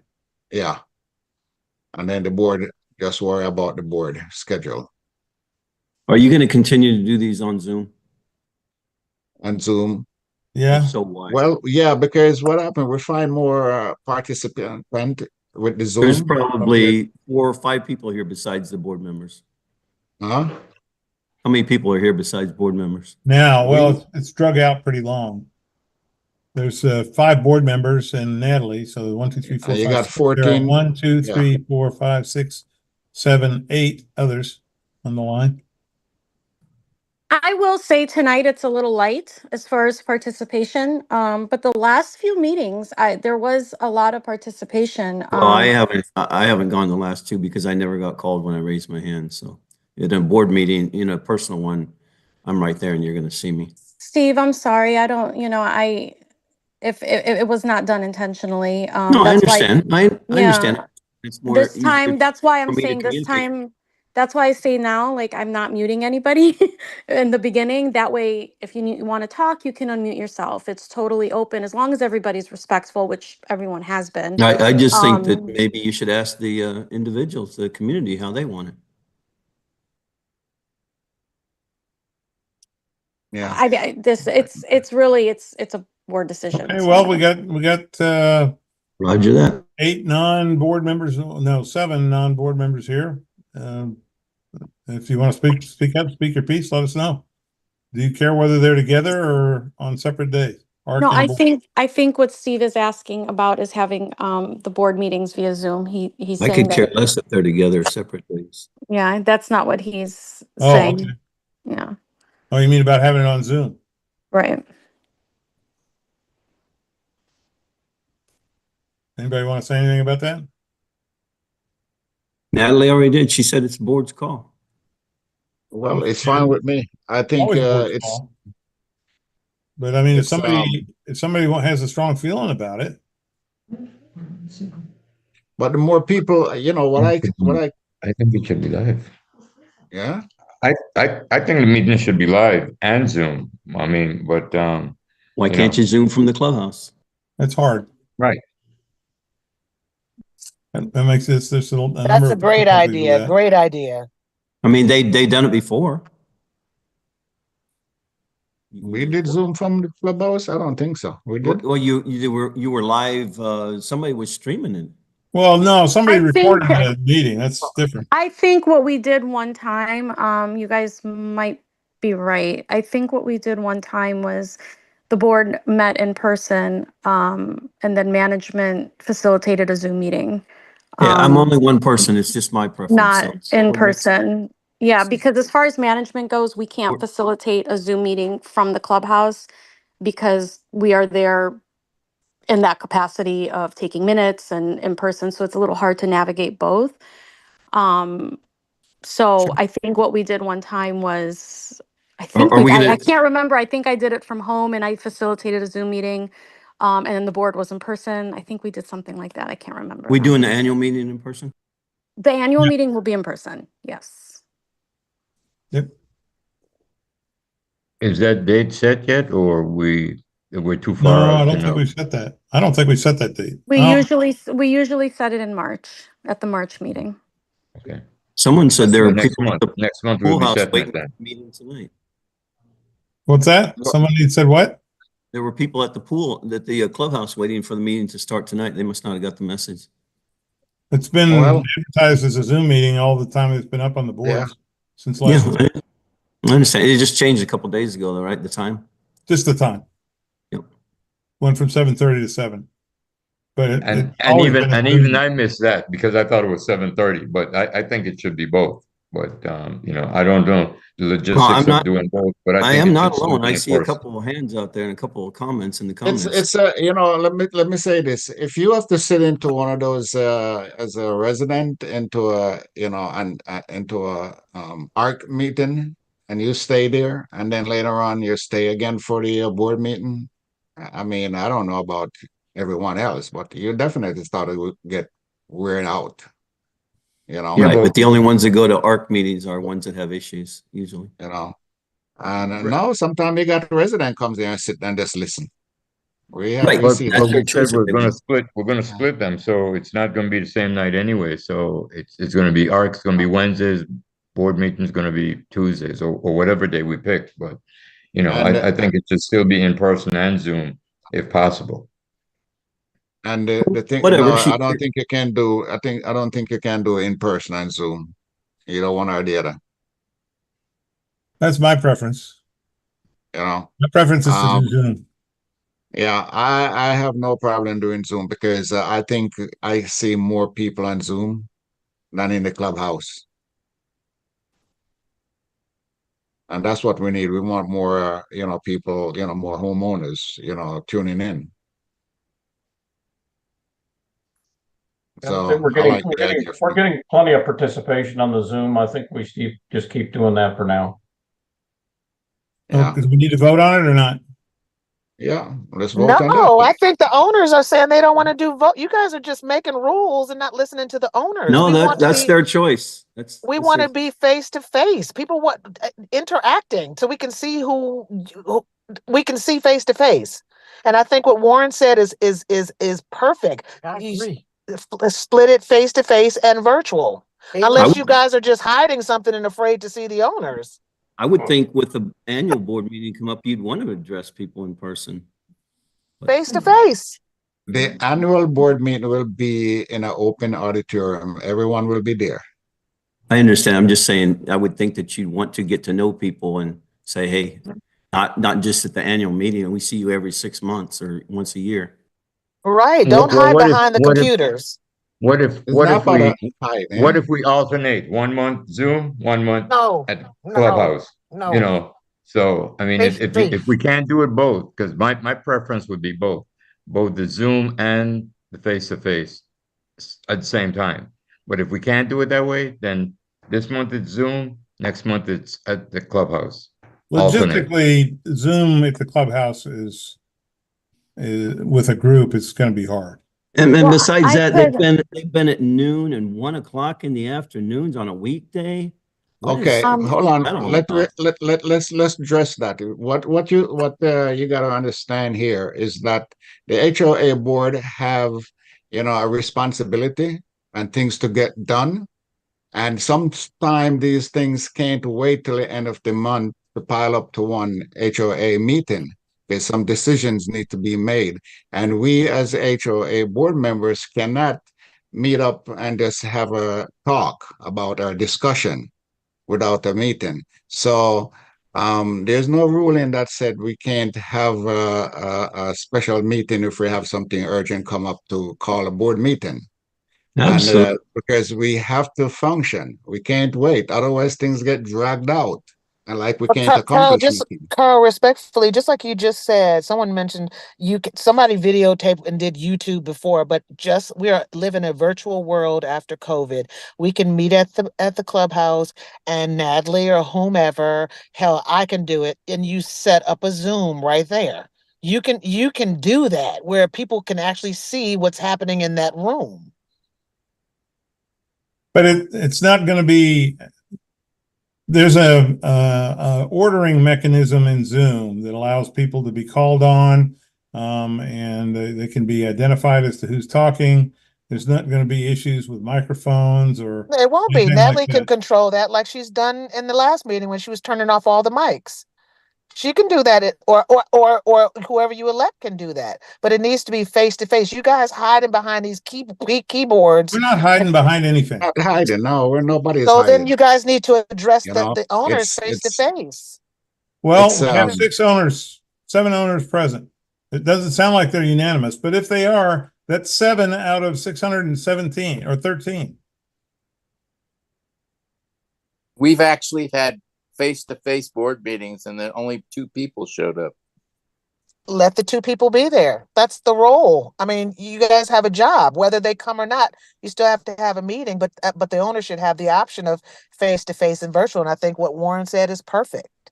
I do too.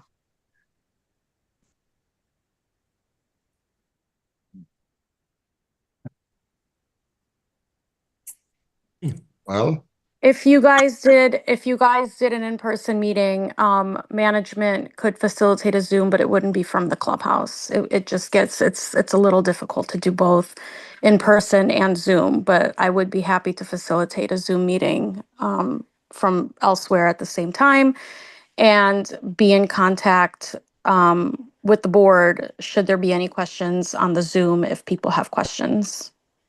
So, I mean, and there's one we thing could I do it could that say, way. Natalie, for the time that I'm sitting in this chair, for the last few months that we have been doing Zoom, I think we accomplished a lot more than the first few months when we were doing it at the clubhouse. And that's something I have to look at myself. We do accomplish more since we were doing Zoom compared to the first few months that we were doing at the clubhouse. So I got to look at the results.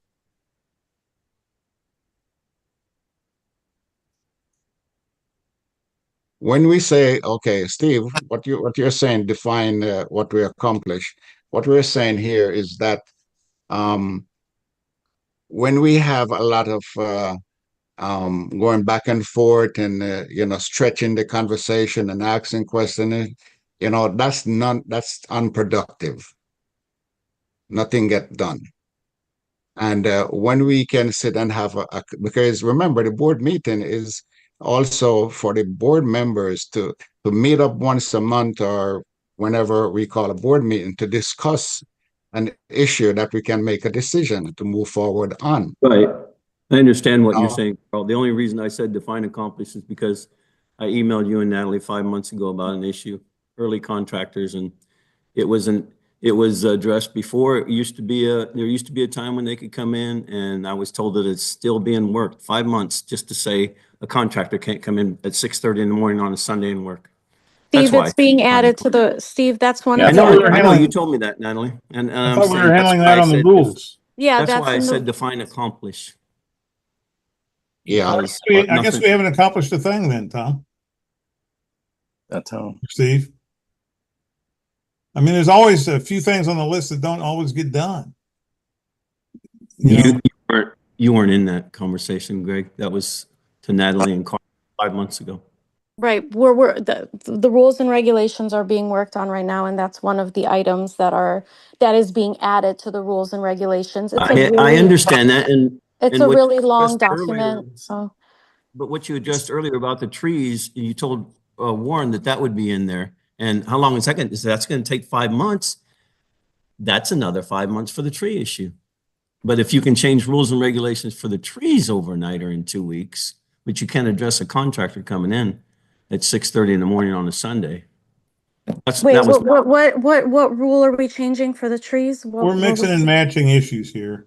Yeah, I'm but the decision is up to the board member. So I digress. What Thank you. decision are we talking about? The in person or Okay. Zoom, right? Well, let's just make a motion and see how we vote. I make a motion that we have both in person and Zoom. Is it seconded?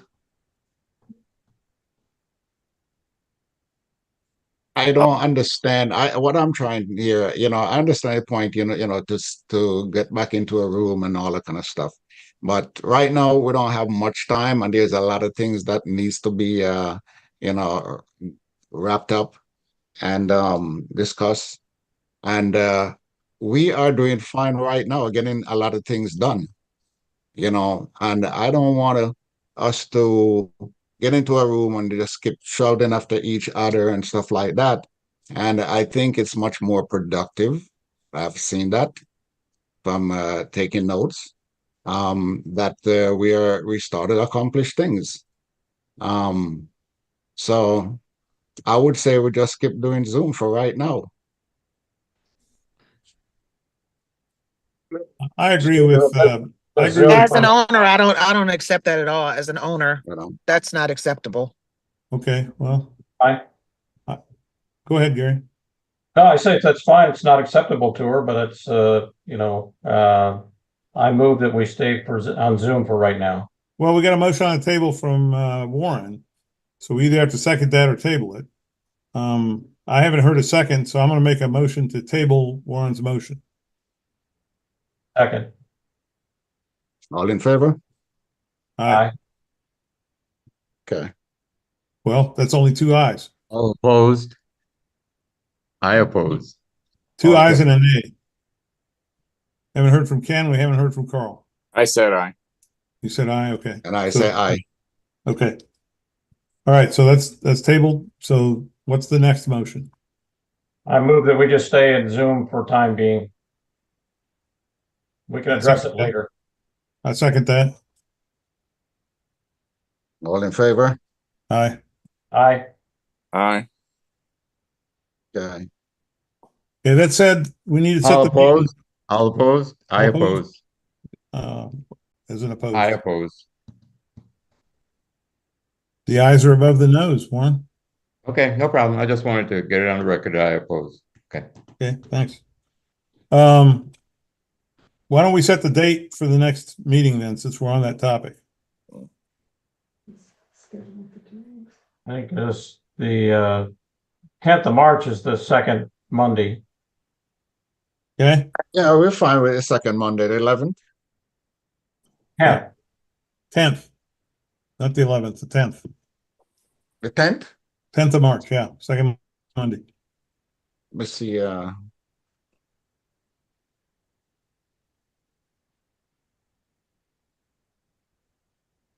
Oh, okay. All right. Make a motion. We have the next meeting on the 10th of March. Second. Via Zoom at 7 o'clock. Hold on. What time? What date is in March? The 10th of March is a Monday, Carl. It's the second Monday of the month. Yeah, but you guys, you already have the meetings scheduled every second Monday, so you don't have to motion. No, we do that every meeting. It's on the calendar that way, but we ratify the next meeting. Right, but at the end of the agenda, at the end of the But meeting. we happen to be talking about it right now, so why don't we just do it? Okay. 10th of March, so- okay with you, Carl? 10th of March is fine. Okay, 7 o'clock, okay? At 7 o'clock is good. Zoom, okay with you? Yep. Yep. So that's my motion. Those three things. 10th of March, 7 o'clock is Zoom. Second. All in favor? Aye. Aye. Okay. And opposed? Okay.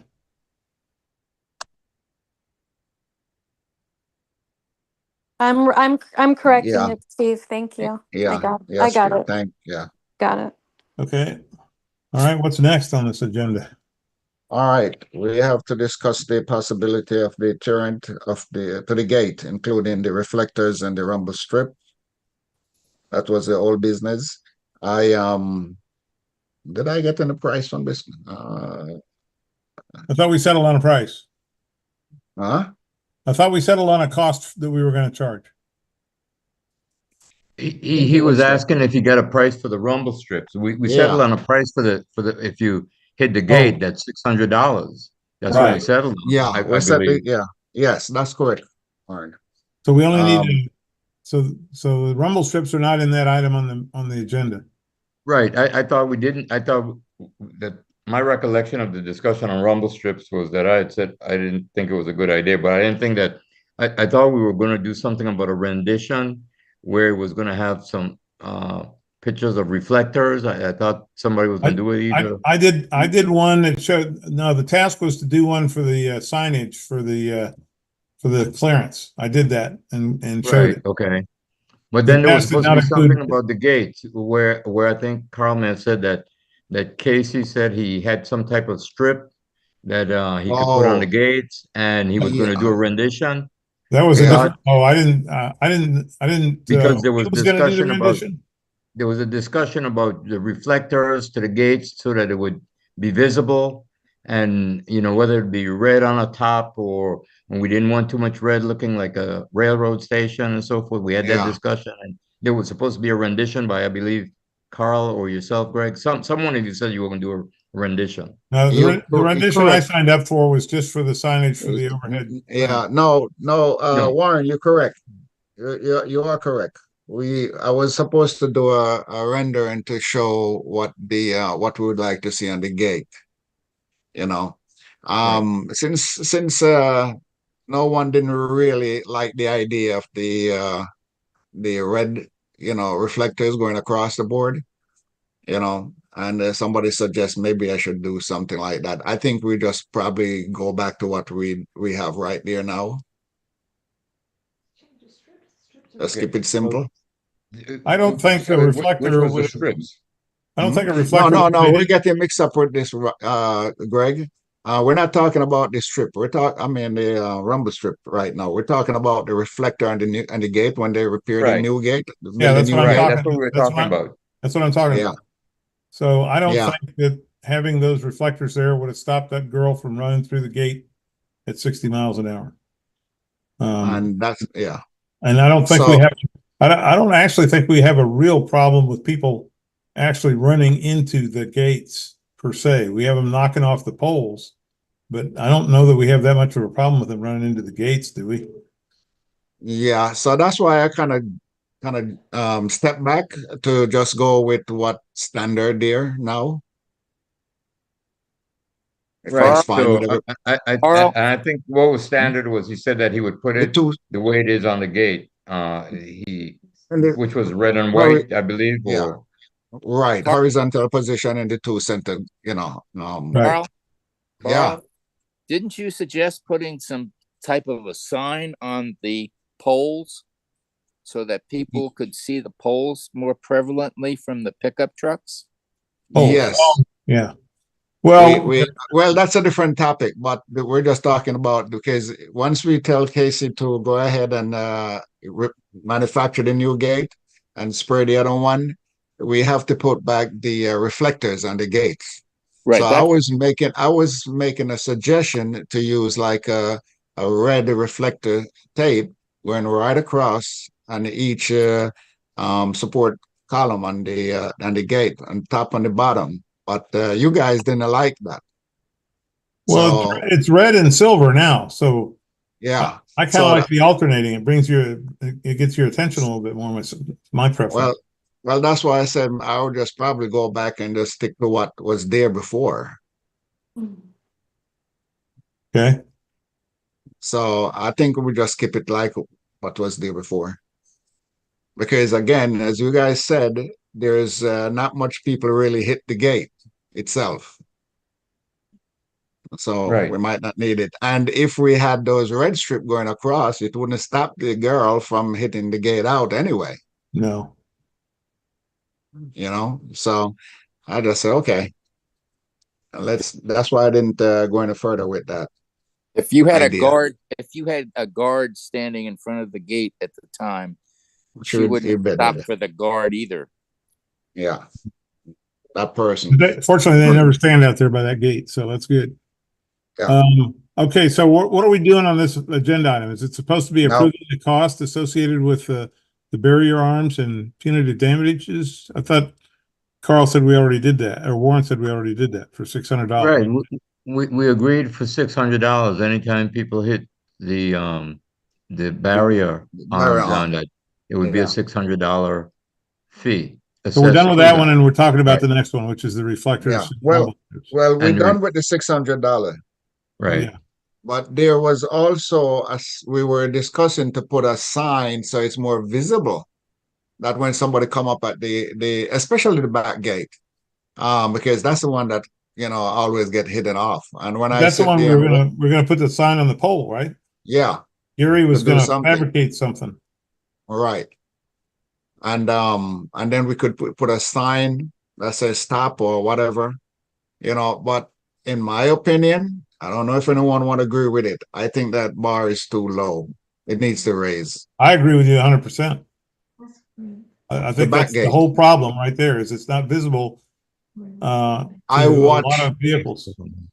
Yeah, I watch people come up to that bar and they just bounce it because it's too low below their visual, from the windshield. They don't see it, especially if they're driving a pickup truck.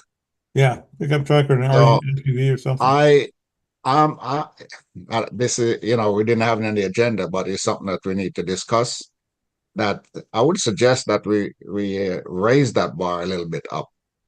I don't think we can. Huh? You can't raise the bar because the device it's attached to, I don't see how it can be I raised. suggested to Stace and he said, yes, we can. All right, go ahead, but I don't think you'll be able to at a reasonable cost. Let's find out. Instead of speculating, We let's can just find out. Yeah, let's find out. And get back with that next month. All right. What about these rumble strips? Do we need to Okay. vote on those or what? The rumble strips, they're not ugly to me, but I think it will help to slow down people coming into the guardhouse because I sit out there and watch, and I see people come down pretty fast when they come around, and sometimes they brake so hard that their front goes underneath the bar.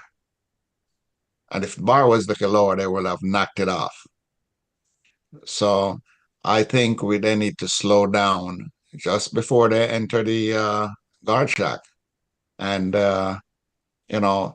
I'm just thinking about the association and its assets. And, I'm not thinking about what I like and what that, I don't want it's like. It's about protecting the facility. How much they cost? They're like $45 a piece or something like that. That's for each stripe, right? Yeah. So And what do we we'd do have to put like four together on each or side? something like that. So it's under $100, right? Yeah, when I checked it out, I think to do both lane, it was like about $300 and something. They're not that expensive. I still don't like the idea of rumble strips. I think that the gate that we're having the most problem with is people hitting the back gate. I think we talked about putting a sign on it or raising it a little higher. I think we also talked about cutting the trees so that people could see the speed limit is 25 miles an hour. We did. I don't think that the rumble strips, I don't like the rumble strips idea, but I feel strongly both ways. One thing I think maybe we could do is I noticed coming in the front gate, there's a sign that says 1 car at a time. There's not the same sign in the back gate. Maybe that could help the tailgating. But I know my son, this last week on Sunday, he came through the back gate. Somebody tried to tailgate him, so he just stopped on the inside and let the bar come down. And the guy, then that person had to back up. Shut it down. That development across the street only has one entrance. Somebody's having a side conversation. Us, Warren, you have a side conversation, dude? Well, what if we shut down the gate, just make the back gate an exit gate, and they have to come in through the front? Oh, we went down there. That's a lot of traffic. We did? Yeah. Okay. I don't know. That was a non-starter. We even went so far as to look into putting a small guard check back there. But we eventually went with what we got. I was just saying that as a reason, if people keep hitting it, if they could only go one direction, they don't seem to have a problem going out. The problem seems to be coming in. And I don't see that many people hitting the front gate coming in the front. So they do. They hit the pole. It's not the gate, the pole is what they hit. Even though it's right there. I mean the pole that goes up and down. They don't hit the gate. Yeah, the bar. Yeah. Yeah, that they do hit out front. They hit that out front, probably not quite as often as they do the one in the back, but in fairness, I think the one in the front is a little more visible. I think it's a little higher. Yeah, it is a little bit higher. So we don't see, now and then we have one get hit off up front, but not as much as like the back. And from my observation, that barrier arm is too low. Let's just see what Casey says, what it costs to raise it. Okay. And then, do we need to dispense with the rumble strips? We need to have a vote on that? I tend to go with Warren. I don't particularly care for him. I'm not sure it's going to slow anybody down that much. Yeah, I don't feel strongly one way or the other. So, all right, that's fine with me. I'm just making a suggestion to. Yeah. So. Okay. So we're not going to do the rumble strips. I guess not.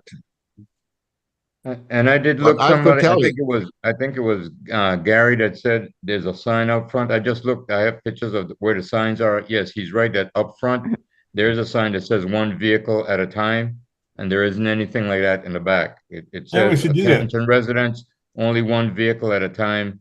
Please do not proceed to the gate until the vehicle ahead has cleared. Any damage due to impact with the gate will be the sole responsibility of the driver/resident. That's what the sign says at the front gate, but there isn't a similar sign at the back gate. Sounds perfect. Yeah. And to be honest with you, I would like, each of the directors, let's go up there and spend an hour and just observe and come back with your report. Because I'm telling you what I've, observed and see. And they even had a vendor that was working out there. And when I went up to check to see how he was doing, and he said to me, do you realize how fast these people come down here? That's what he said to me. And I said, yeah, I do. But I would suggest you guys go up there and just observe. Okay. And you'll see for yourself. Maybe our minds will change, Carl. Yeah. So just do that. Because with all the signs out there, I don't see no one drive and look at any of these signs. So, but I think to the defense of what we're saying, I think if maybe raising the back gate a little higher, because we're saying that in the front it is higher, that may help, because I don't see that front gate getting knocked off, front barrier arm getting knocked off as much as the back. Not as much. Correct. Not as much. Yeah. So whether it's the height, the angle that the cars come in at, it's a little incline, and they don't realize that it's still down. Maybe if we can raise it, it might reduce the amount of times it gets hit. And if we can just put a little sign on something, like I said about the sign is at the front that Gary talked about. It's in the front. It's not in the back. I can't see that sign that says 1 car at a time costing more than $100. Can you, And how much people read those signs? well, who knows? But if it saves one pole one time, then maybe it's worth it. Absolutely. So you have authority to spend that amount of money, Carl. So I don't think we need to belabor it here. I think I would just suggest to you that you have Leland order that a duplicate sign and put it back there. I'm not doing this because I like it or whatever. You know, I'm just making a suggestion based on my observation. You know, what can we do to slow these people down? Because they're not reading those signs up there. I tell you that. And that's why I suggest each of the board members take turn, go sit up there for an hour and just observe. Okay. And come back with a report. And then we can take it from there. That's what I would suggest. So you don't want to put a sign, you don't want to put another sign up in the back then? To be honest with you, these people don't read these signs. I watch them. They just come in, watch the gate to open, go up, and they're gone. Yeah, but the only thing that will stop them is if and I took a picture of somewhere I went and I saw a barrier arm, and they have a little extension in the center of the barrier arm that says stop. You know, maybe that might work. Okay. Well, but if we are going to charge for, you know, the resident for knocking the barrier arms, yes, there's supposed to be a sign up there to let them know if anything, we can go back and say, didn't you see the sign that's there posted? That's the reason to have the sign, even if they didn't read it. Yeah. They can't claim that there was nothing that told them that. So I would recommend you make a sign. I just sent the sign. I just sent a picture of the sign to everybody on the board as far as what's there currently. And I think that we've already said in the meeting that it's a $600 charge. I think if we send it out there in the interim, you know, I think people will be aware of it. And I think the people that are hitting that barrier arm, that are getting that $600 assessment, they will get the word out. I'm willing to bet that it'll slow down. Yeah, as soon as one get the $600, the word will spread. A big part of what. Okay, well, let's put that up. Is everybody agree with that? We're not voting on it because it's not an agenda item, but we're asking Carl to do it. To what? Put the sign up? Put another sign in the back that says the same thing as the front sign. Carl, Warren just sent it out. Warren, that's you. Yeah, I just sent it to the board members. As far as that was the picture of the sign that Gary was talking about. That's what's in the front. So we just have who makes the signs? You make the signs, Natalie? No, Warren, don't we have a sign place that we go? I don't know. I went to the sign factory to get those signs made for that we're changing, but I don't know those other signs that were done throughout those were Pam. Pam used to take care of those. Pam does that. So what I can do is get the contact information for the company that she's been using, so that that way they all look somewhat uniform. Look the same. Correct. Yeah. Hold on 1 second. You know something? Even if we put those signs up at night, they're dark. I would suggest that if we're going to do them, make them reflective using DOT standard reflectors. So as soon as night come and the car light hit them, they can see the signs. The guy that we use currently, they can make those things. We could check with them too, because they will give us DOT standard reflectors.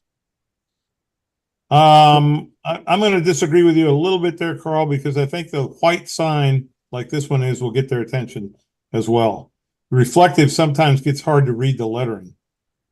Now depends on what reflector you use. Yeah. So and the consistency, but I think if you come up with a different signage, I think it should be uniform. I think we should. This is the style that we've been using. I think if we're going to put a sign like this at the back, it should be consistent with what's in the front. Absolutely. If we put in the back with reflectors and the front is not reflectors. No, Warren, the material, the spray that they spray the sign, it would have the same design, just like the one we have. But the paint on it, instead of just white, the regular white, it will have a reflective material in it that when the light hit it, you can see it. Okay. Daytime, it should look the same, right? Yeah, the sign would look the same. Okay. Let's move forward, guys. Huh? Okay. Okay. I think it's our last item other than these referrals and I think stuff. we have the referrals to do. Yes, so what I'm gonna do, just quick recap, what I'll do on that agenda item is I'm gonna get the sign information from Pam. You guys will just have to tell me again, you could do it by email, the language that's gonna go in the sign, and I will ask that company if they can make it reflective. Well, it'll be the picture. Did you, Warren, did you send Now, the picture to Natalie? Yes, I did. Natalie, It was included in the Yeah, text. so Oh, I Warren see already it, sent I you a see it, picture. I see it, my bad, I see the text, perfect, okay. Yeah, Natalie, what we probably want to do, ask the same guy from Tapco to see what it will cost for them to make that sign, because I think they make better quality signs. And he said he can make the same signs like us. Because when we Okay, look if at he the can make them, if he can make them exactly the same, then yeah. Yeah, Yeah. I'm kind of with Warren on that. If they look the same, fine, but Yeah, we wanna Right, keep them consistent, we so. want Yeah. them consistent, and he said he could make them consistent. okay, well, So let's maybe swing he's that cheaper. by him. Okay. Okay, All okay. right.